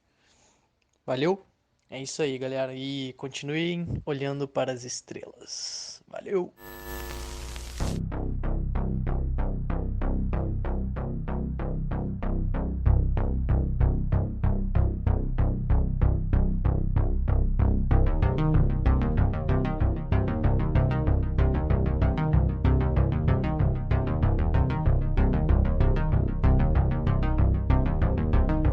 Então, Ribas, vamos então pro nosso assunto principal de hoje. A gente vai falar então dos casos envolvendo o USS Nimitz. Todo o programa eu venho falando alguma coisa relacionada a ele, o Tic Tac UFO e o USS Nimitz. E aí eu falei, pô, por que não a gente não gravar logo um programa todo completo sobre tudo que aconteceu, né? Sim. E todas as pessoas envolvidas nessa situação. Tem a ver com Black Budget também. Que a gente já falou fez também. Um episódio sobre isso. Né? A gente até descobriu como que o Black Budget veio à tona. Como é que foi descoberto, a gente vai falar nesse episódio. Sim. Né? Então, assim, cara, tudo começou lá em 2017. Essa enxurrada de informações e de... Será que a gente pode chamar de desacobertamento? Acho que sim, né? De certa forma, né? Isso. Começou lá em 2017 com uma matéria do New York Times. Saiu uma matéria assim, ó. Eu vou falar em inglês aqui, depois eu traduzo. Glowing Auras and Black Money. The Pentagon's Mysterious UFO Program. Ele fala o seguinte: auras brilhantes e o Black Budget, que é o dinheiro gasto lá e ninguém sabe pra onde vai. O misterioso programa de OVNIs do Pentágono. Os Estados Unidos, ele arrecada 600 bilhões de dólares todo ano, imposto, né? E aí, por exemplo, você tá nos Estados Unidos, quem já viajou pra lá sabe, né? Você vai pra Disney, por exemplo, aí você vai numa loja, você compra, você paga imposto na hora que você compra. Então, essa grana de imposto arrecadado, imposto de renda, vai tudo pra esse montante de 600 bilhões. Isso foi em 2017, né? Esse valor deve ser bem maior hoje, né? Acredito eu. Desse valor, 600 bilhões de dólares, foi descoberto que 22 milhões eram gastos nesse programa de ameaças aeroespaciais avançadas, né, que é o ATIP. A gente vai falar um pouco mais do ATIP um pouco mais pra frente. E esse valor, esses 22 milhões, que é dinheiro pra caramba, corresponde a 0,003% desse orçamento total de 600 bilhões. Eu achei que fosse 1%. Não chega nem a 1%, cara. É um pouquinho. E a gente fez uma analogia aqui. Imagina que eu chego pra você, Zoucas, te dou 20 mil reais pra você comprar um carro pra mim. Aí você vai lá comprar um carro usado, sei lá, um Palio. Usado. Eu não sei quanto é que tá carro no Brasil, mas vamos fazer uma hipótese, né? Eu te dou 20 mil reais pra você ir lá comprar um carro pra mim. Aí você vai, o carro custa 18.900. Aí você pega o troco pra trazer de volta. No caminho, você para numa loja e compra uma bala pra você chupar no caminho. Tá, de 50 centavos a bala. 50 centavos a bala. Você vai me dar o troco, eu não vou nem notar que você chupou uma bala. Se você não falar nada, eu não vou nem notar. O Black Budget é isso. É isso. É um dinheiro absurdo, 22 milhões, que é muito dinheiro, se você for parar pra analisar. Só que no montante completo do arrecadamento americano de impostos é nada, praticamente. Não chega nem 1%. Então isso passou despercebido. E quem desacobertou isso foi um cara que ele trabalha num site. Porque é o seguinte, quando os Estados Unidos passam uma lei, sei lá, um medicamento X, vamos, sei lá, Lexotan. O governo americano passou uma lei agora para taxar o Lexotan em 12% a mais do que era no ano passado. Quando o governo aprova uma lei dessa, esse site, ele fica ligado em todos os movimentos do governo e publica essas leis lá, pro público americano ficar ciente o que tá acontecendo no governo. Pra onde o imposto tá indo. Pra onde o imposto tá indo, o que tá se arrecadando a mais do que tava no passado. Né? Esse cara desse site, esse repórter, ele que descobriu o Black Budget. E aí saiu essa matéria em 2017 no New York Times, expondo esse dinheiro gasto aí, que foi pro ralo, teoricamente, né? Não foi pro ralo, foi pra coisa... Foi pro ATIP, Foi pra esse programa que estuda esses casos, né? Esse programa ATIP, eu imagino que seja um novo Blue Book, né? Porque... Sim. O Blue Book, ele acabou, né? Que a gente até falou também sobre o Blue Book com Alan Hynek, que era um físico civil, né? Astrofísico, né? Isso aí. E ele...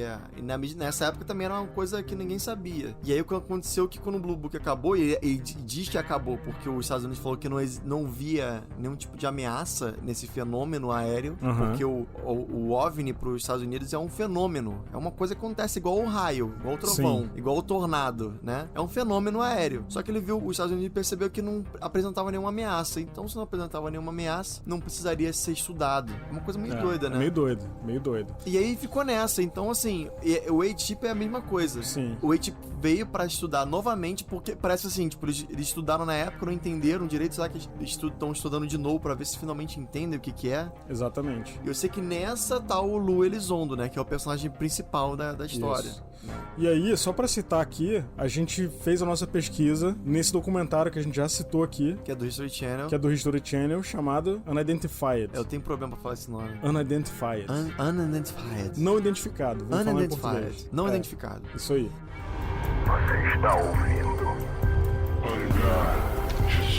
Eu sei que o Tom DeLonge, que é o vocalista do Blink-182, o guitarrista também, Isso. ele tava em contato com um cara, um desconhecido misterioso do A-Tip. Isso. E aí ele falou assim, cara, eu posso falar com você sobre algumas coisas, só que você precisa me manter anônimo. É a única coisa que a gente precisa combinar. Exatamente. Só que o Tom DeLonge não sabia, mas tá sendo monitorado por hackers russos. Sim. É sempre os hackers russos que são monitorando a galera, né? Sempre eles. E aí parece que... Evil Russians. É, o Evil Russians, né? E aí parece que vazou, então, a informação do nome do Lou Elizondo. E aí ele teve que sair fora e falar, Isso, realmente... É porque o que acontece? O contato do Tom DeLonge foi um cara que foi chefe de campanha da Hillary Clinton em 2017. Esse cara que tava abrindo tudo pro Tom DeLonge. E fez ele entrar em contato com o Lou Elizondo. E esse mesmo cara que fez parte da campanha da Hillary, ele era conselheiro do Obama. Cara, vazou os e-mails dele com Tom DeLonge no WikiLeaks. E aí o nome do Elizondo veio à tona por causa disso. Você falou agora da Hillary Clinton e do Barack Obama. O Bernie Sanders, que é o cara que ele perdeu nas últimas eleições, falou que se ele ganhar essa, ele vai falar tudo, vai falar tudo que ele sabe sobre os OVNIs. Só que a Hillary Clinton também falou que ia falar que quando se fosse eleita. Se fosse eleita. E aí o pessoal pressionou ela assim, tá, tudo bem, você não conseguiu, mas o que você sabe? Aí ela faz aquela cara de... Ela vai chegar no microfone e vai falar, não existe. Não existe. Então não vai poder falar. Acho que, eu não sei se o Trump também falou que acho que, cara, quase todos eles falaram que iam dar um Mas parecer. eles não negam também, né? Eles não negam, mas eles também falam que não sabem muito, né? Sim. E aí, esse cara que eu tô falando aqui, que vazou os e-mails dele no WikiLeaks, com Tom DeLonge, o nome dele é John Podesta. É ele que trabalhou com Obama, era conselheiro do Obama e trabalhou na campanha da Hillary. Ele é presidente de campanha. Presidente de campanha, exatamente. E aí, o nome do Lou Elizondo veio à tona. Eu até vi esses e-mails na época no WikiLeaks, eles falam um monte de coisa lá. Você acha que você me mandou até, vazou no... Alguém publicou as imagens em algum site de imagem aí. Sim. E eu sei que o Tom DeLonge, então, quando entrou em contato com o Lou Elizondo, ele fala isso no documentário, que o Lou Elizondo só pede pra se manter anônimo. E uma vez que ele não tava mais anônimo, ele teve que vir à tona e assumir e falar assim, então, fui eu mesmo. Sim. Eu saí do A-Tip. Ele não era um cara do A-Tip, ele era o cara do A-Tip. Não, era ele que controlava esses 22 milhões. Exatamente. O Black Budget, que a gente já até fez um episódio sobre, se você não ouviu, vai lá ouvir antes de terminar esse episódio, era esse cara que comandava, o Lou Elizondo. Então, pelo que eu entendi, esse A-Tip era só uma parte do Black Budget. Sim. Não é todo o Black Budget vai pra ele, entendeu? Sim. Ou vão pra outras coisas também.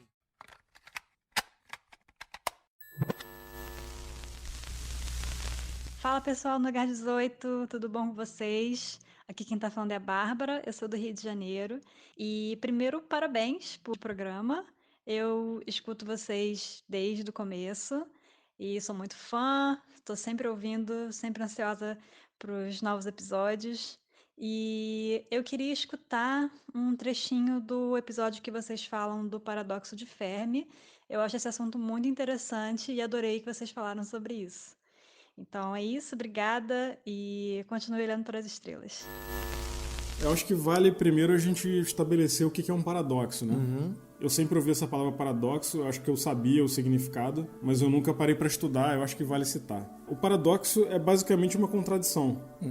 É uma teoria que ela atinge os dois lados de opiniões e que ela desafia crenças, uma crença comum, uma crença ordinária que é compartilhada pela maioria, e ela contraria também os princípios básicos e gerais que costumam orientar o pensamento humano. Então é basicamente uma contradição. E a teoria de Fermi é isso. Porque ela diz o seguinte, que a idade do universo e seu vasto número de estrelas sugerem que se a Terra é um planeta típico, um planeta comum, vamos dizer assim, então a vida extraterrestre deveria ser evidente pra gente. Com certeza. Bom, esse tópico teve início em 1975 num artigo que foi feito por Michael Hart, que é um astrofísico e escritor americano, e o tema também é referenciado como paradoxo Fermi-Hart. O paradoxo é nomeado em honra do físico Enrico Fermi, mas ele, por sua vez, nunca afirmou o paradoxo, enfim. Sim. Na verdade, o Hart fez esse doc, né, esse artigo, baseado em algumas teorias que o Fermi discutiu anteriormente e que inspirou ele a fazer o paradoxo. O Fermi foi um físico italiano que morou nos Estados Unidos e foi naturalizado lá. Ele foi o autor da frase, né? Onde está todo mundo. Sim. Parece sim. que pelo Você que pode explicar melhor como é sim. que... Pelo que eu entendi, parece que ele estava indo pro almoço com os amigos dele, cientistas, e ele estava com esse jornal e era alguma matéria falando sobre roubos de lixo em Nova York. Uhum. E aí tinha um desenho, uma caricatura de um disco voador com um alienígena abduzindo a lata de lixo. E aí ele perguntou, onde está todo mundo, né? Uhum. Mas a conversa foi daí sobre viagens espaciais e tal, mas as teorias, tudo isso que a gente vai falar a seguir, foram criadas depois. Uhum. Tanto que tem outras pessoas, como o Dr. Drake, que criou a teoria de Drake, tem o cérebro matrioshka, tem várias outras teorias que suportam o que é o paradoxo de Fermi, que a gente vai falar agora. Inclusive, vale citar que ele trabalhava no laboratório de Los Alamos, né? Ah, é? Que foi que fica no Novo México. Isso. E onde os Estados Unidos desenvolveu a bomba atômica. Uhum.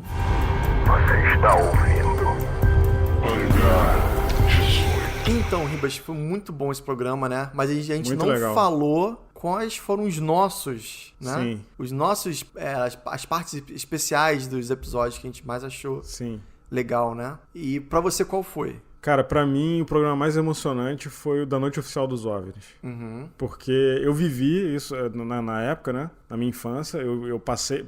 Cara, é engraçado, a gente até comentou isso já. Mas já teve ouvinte mais jovem, na faixa de 20 anos, 18 e 20 anos, que nem sabia da Noite Oficial dos OVNIs, né? Então, pra mim, esse programa é especial porque eu vivi aquela situação na minha infância, me aterrorizou na época e me deu... quase 10 anos, né? Você tinha 9 anos. Tinha 8 para 9 anos. E, cara, isso me influenciou muito. Uhum. Pelo assunto e por gostar e continuar estudando e tal. Porque imagina que na Fantástico era tudo, todos os jornais era o dia inteiro falando disso. Né? E a área que eu morava era no Alto da Serra, não sei se você conhece lá. Quem tá ouvindo a gente é de Petrópolis, sabe. Da minha casa dava pra ver o Rio de Janeiro, tinha uma visão incrível do céu, assim, era muito bonito, assim. Tem um bairro em Petrópolis que você consegue ver perfeito o Rio, né? Então, o Alto da Serra dá pra ver. Serra, né? Tem outros, mas o do Alto da Serra também dá. Alto da Serra, Ciméria, enfim. E eu era muito ligado a esse tipo de assunto na época, porque era uma fantasia que eu tinha na minha cabeça, eu olhava pro céu o tempo todo, eu lia muito livro, pesquisava, era incrível, assim. E aconteceu na Noite Oficial dos OVNIs. Na época eu tinha medo de sair na rua à noite pra brincar, porque era a época que a gente ficava na calçada brincando, contando histórias de terror, sabe, de alienígena. Era outros tempos, né? Hoje em dia a molecada tá no celular, tá jogando, sei lá, Apex, tá jogando LOL, sabe? Eram outros tempos, né? E aí esse episódio foi muito especial pra mim por causa disso tudo. E no início, especificamente o início, quando aparece a voz do Sérgio Mota falando alô Brasília, bem-vindo à Noite Oficial dos Discos Voadores, aí entra a vinheta do Hangar depois, pra mim é uma parada muito que me toca, assim, por causa de todos esses motivos. A parte mais legal pra mim desse episódio é quando aparece a voz dos militares falando o que aconteceu, relatando, né, que é uma coisa assim. Tem até o áudio da perseguição, né, e tal. Exatamente. Passa rojão, não sei o que. Isso. Então essas são as partes mais... Nem é a gente falando, mas... Caçador passa rojão, né? Exatamente. Realmente é incrível mesmo. Fala, Brasília. Brasília? Boa noite, bem-vindo ao Festival dos Discos Voadores. É uma loucura isso aqui, cara. Os que eu pude ver mudavam de cor o tempo todo. Vermelho, amarelo, azul, lilás, aquele festival de cores.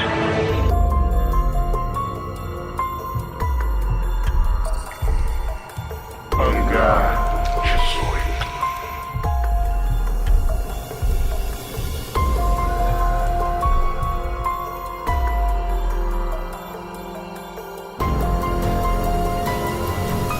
Pra mim, a história que mais me tocou, assim, que eu realmente, quando eu li, eu fiquei assustado de verdade. Eu falei, pra quem tava no nosso Instagram, viu eu comentando isso no vídeo, mas eu vou repetir aqui, foi o relato que a gente recebeu, foi até no Black Budgets, né, o capítulo do episódio do Black Budgets, exatamente. Que um e-mail foi um e-mail que a gente recebeu, né?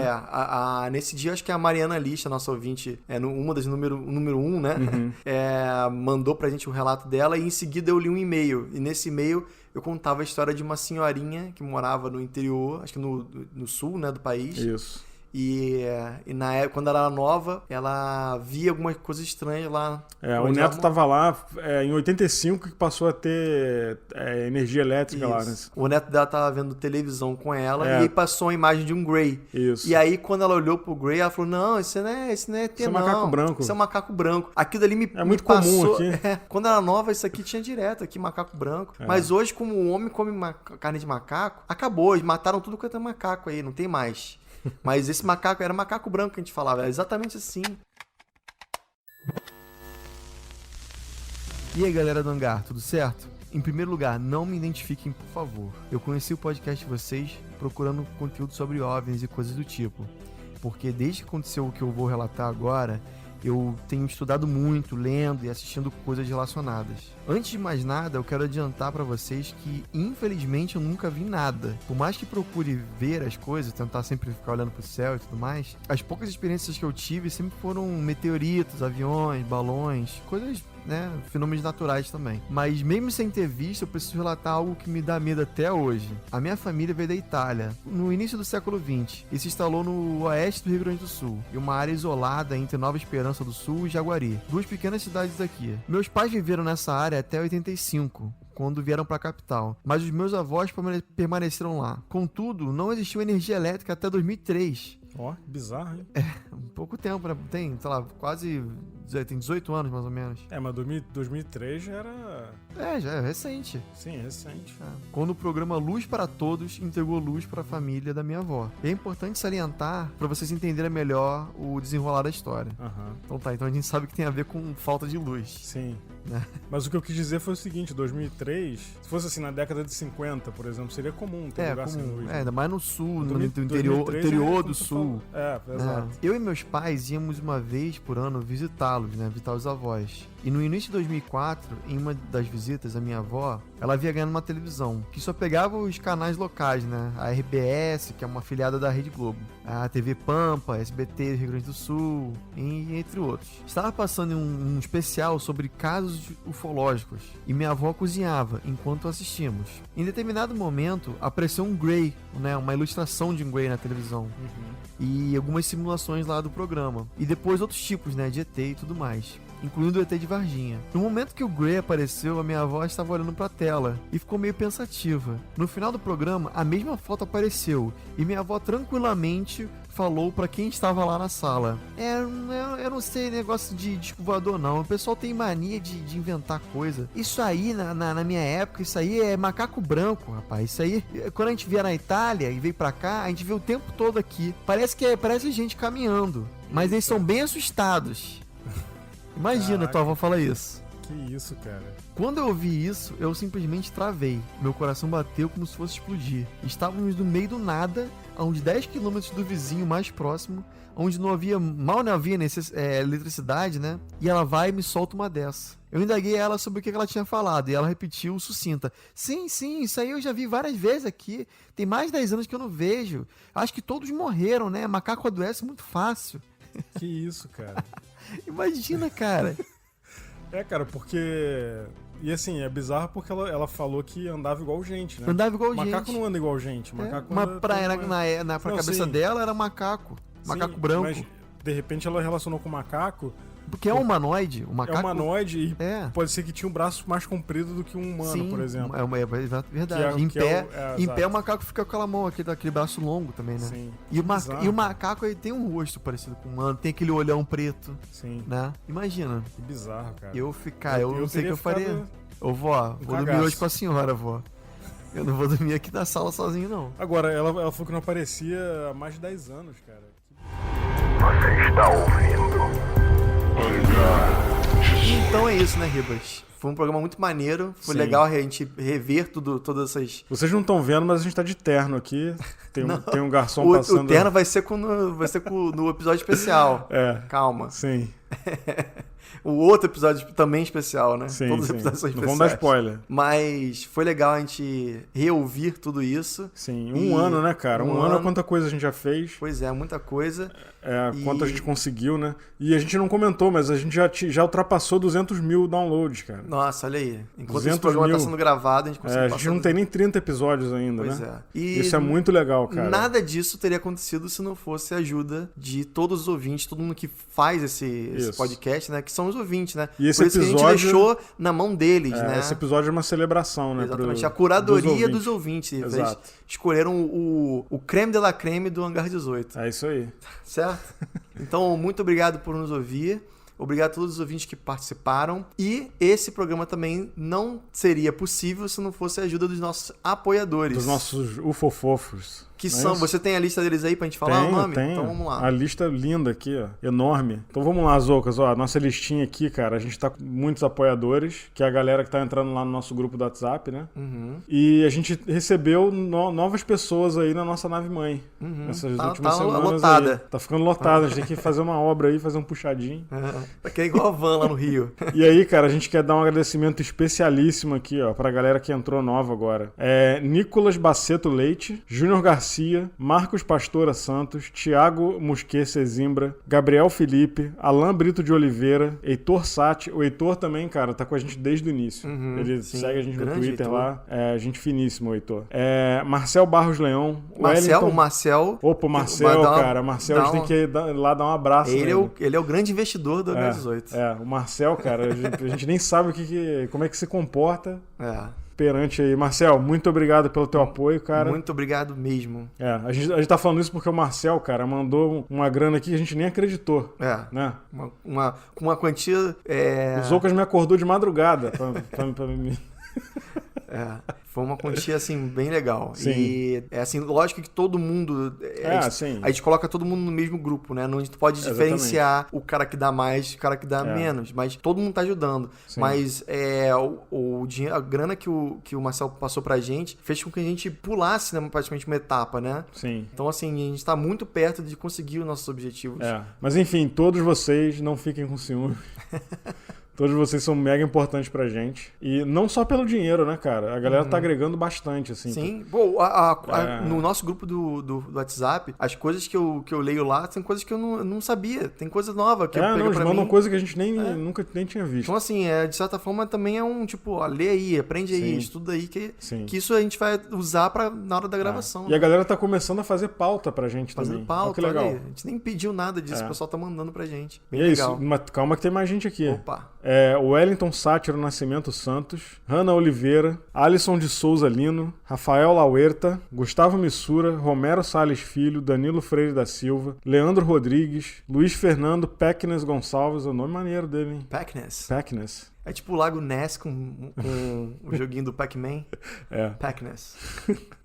Daniel Biltemiller, não sei se eu falei certo o nome, de Aquino Santos, Fernando Lasca, Antônio Filho, Douglas Moreira Pires, Danilo Jorge de Castro, Jonatas Moraes Brito, Jean de Souza Moura, Otto Montinho, Guilherme Gastal de Castro Ramos, Wendrio Nascimento, Osmar Souza Sexto Alexandre, Ricardo Souza Ribeiro, Laís Lima, Vinícius Alves e, last but not least, Guilherme Luciano dos Santos.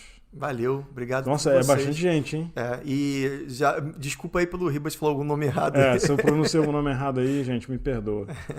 Mas a gente quer agradecer de coração pra vocês aí, pela ajuda, porque a gente sabe, né, cara, o quanto é difícil, nem todo mundo pode ajudar. Mas pra galera que tá ajudando, o nosso muito obrigado. Isso aí. Sabe que vocês estão ajudando a gente a fazer esse podcast. Com certeza. Vamos então pra mais um ano, né? Começa agora. Mas esse ano vai ser o ano. Tá vindo muita coisa boa aí.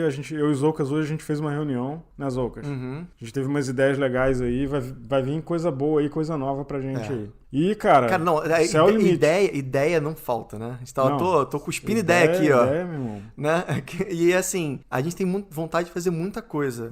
Sim. Mas nesse momento agora, a gente precisa primeiro dar um passo de cada vez, senão a gente vai acabar tropeçando, lógico. Sim. Então primeiro vamos ver o editor, depois do editor a gente começa a ver talvez uma lojinha, talvez, não sei, quem sabe até um canal no YouTube. O fato da gente não estar no Brasil dificulta bastante, né, cara? É difícil, muita coisa. A comunicação aí fica mais... A gente tem Mas, que ter um enfim, representante, né, no Brasil, né? Quem sabe daqui a um tempo a gente consegue, sei lá, largar o emprego e viver disso.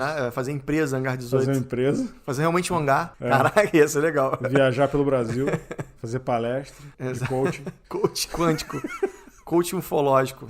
E se você não, pelo amor de Deus, gente, se você tem relato, manda pra gente, que o nosso banco de relato sempre opera no limite, né? Não deixa Nunca morrer, fica sobrando, não deixa morrer, você tá sempre ali no limite. É tipo banco de sangue. Exatamente, banco de sangue. Então, se você tem um relato, manda pra gente pelo telefone mais 647-830-0422 ou mais 647-884-3958. E não se esqueça, continue olhando para as estrelas. 257 257 1 2 3 Hangar 18.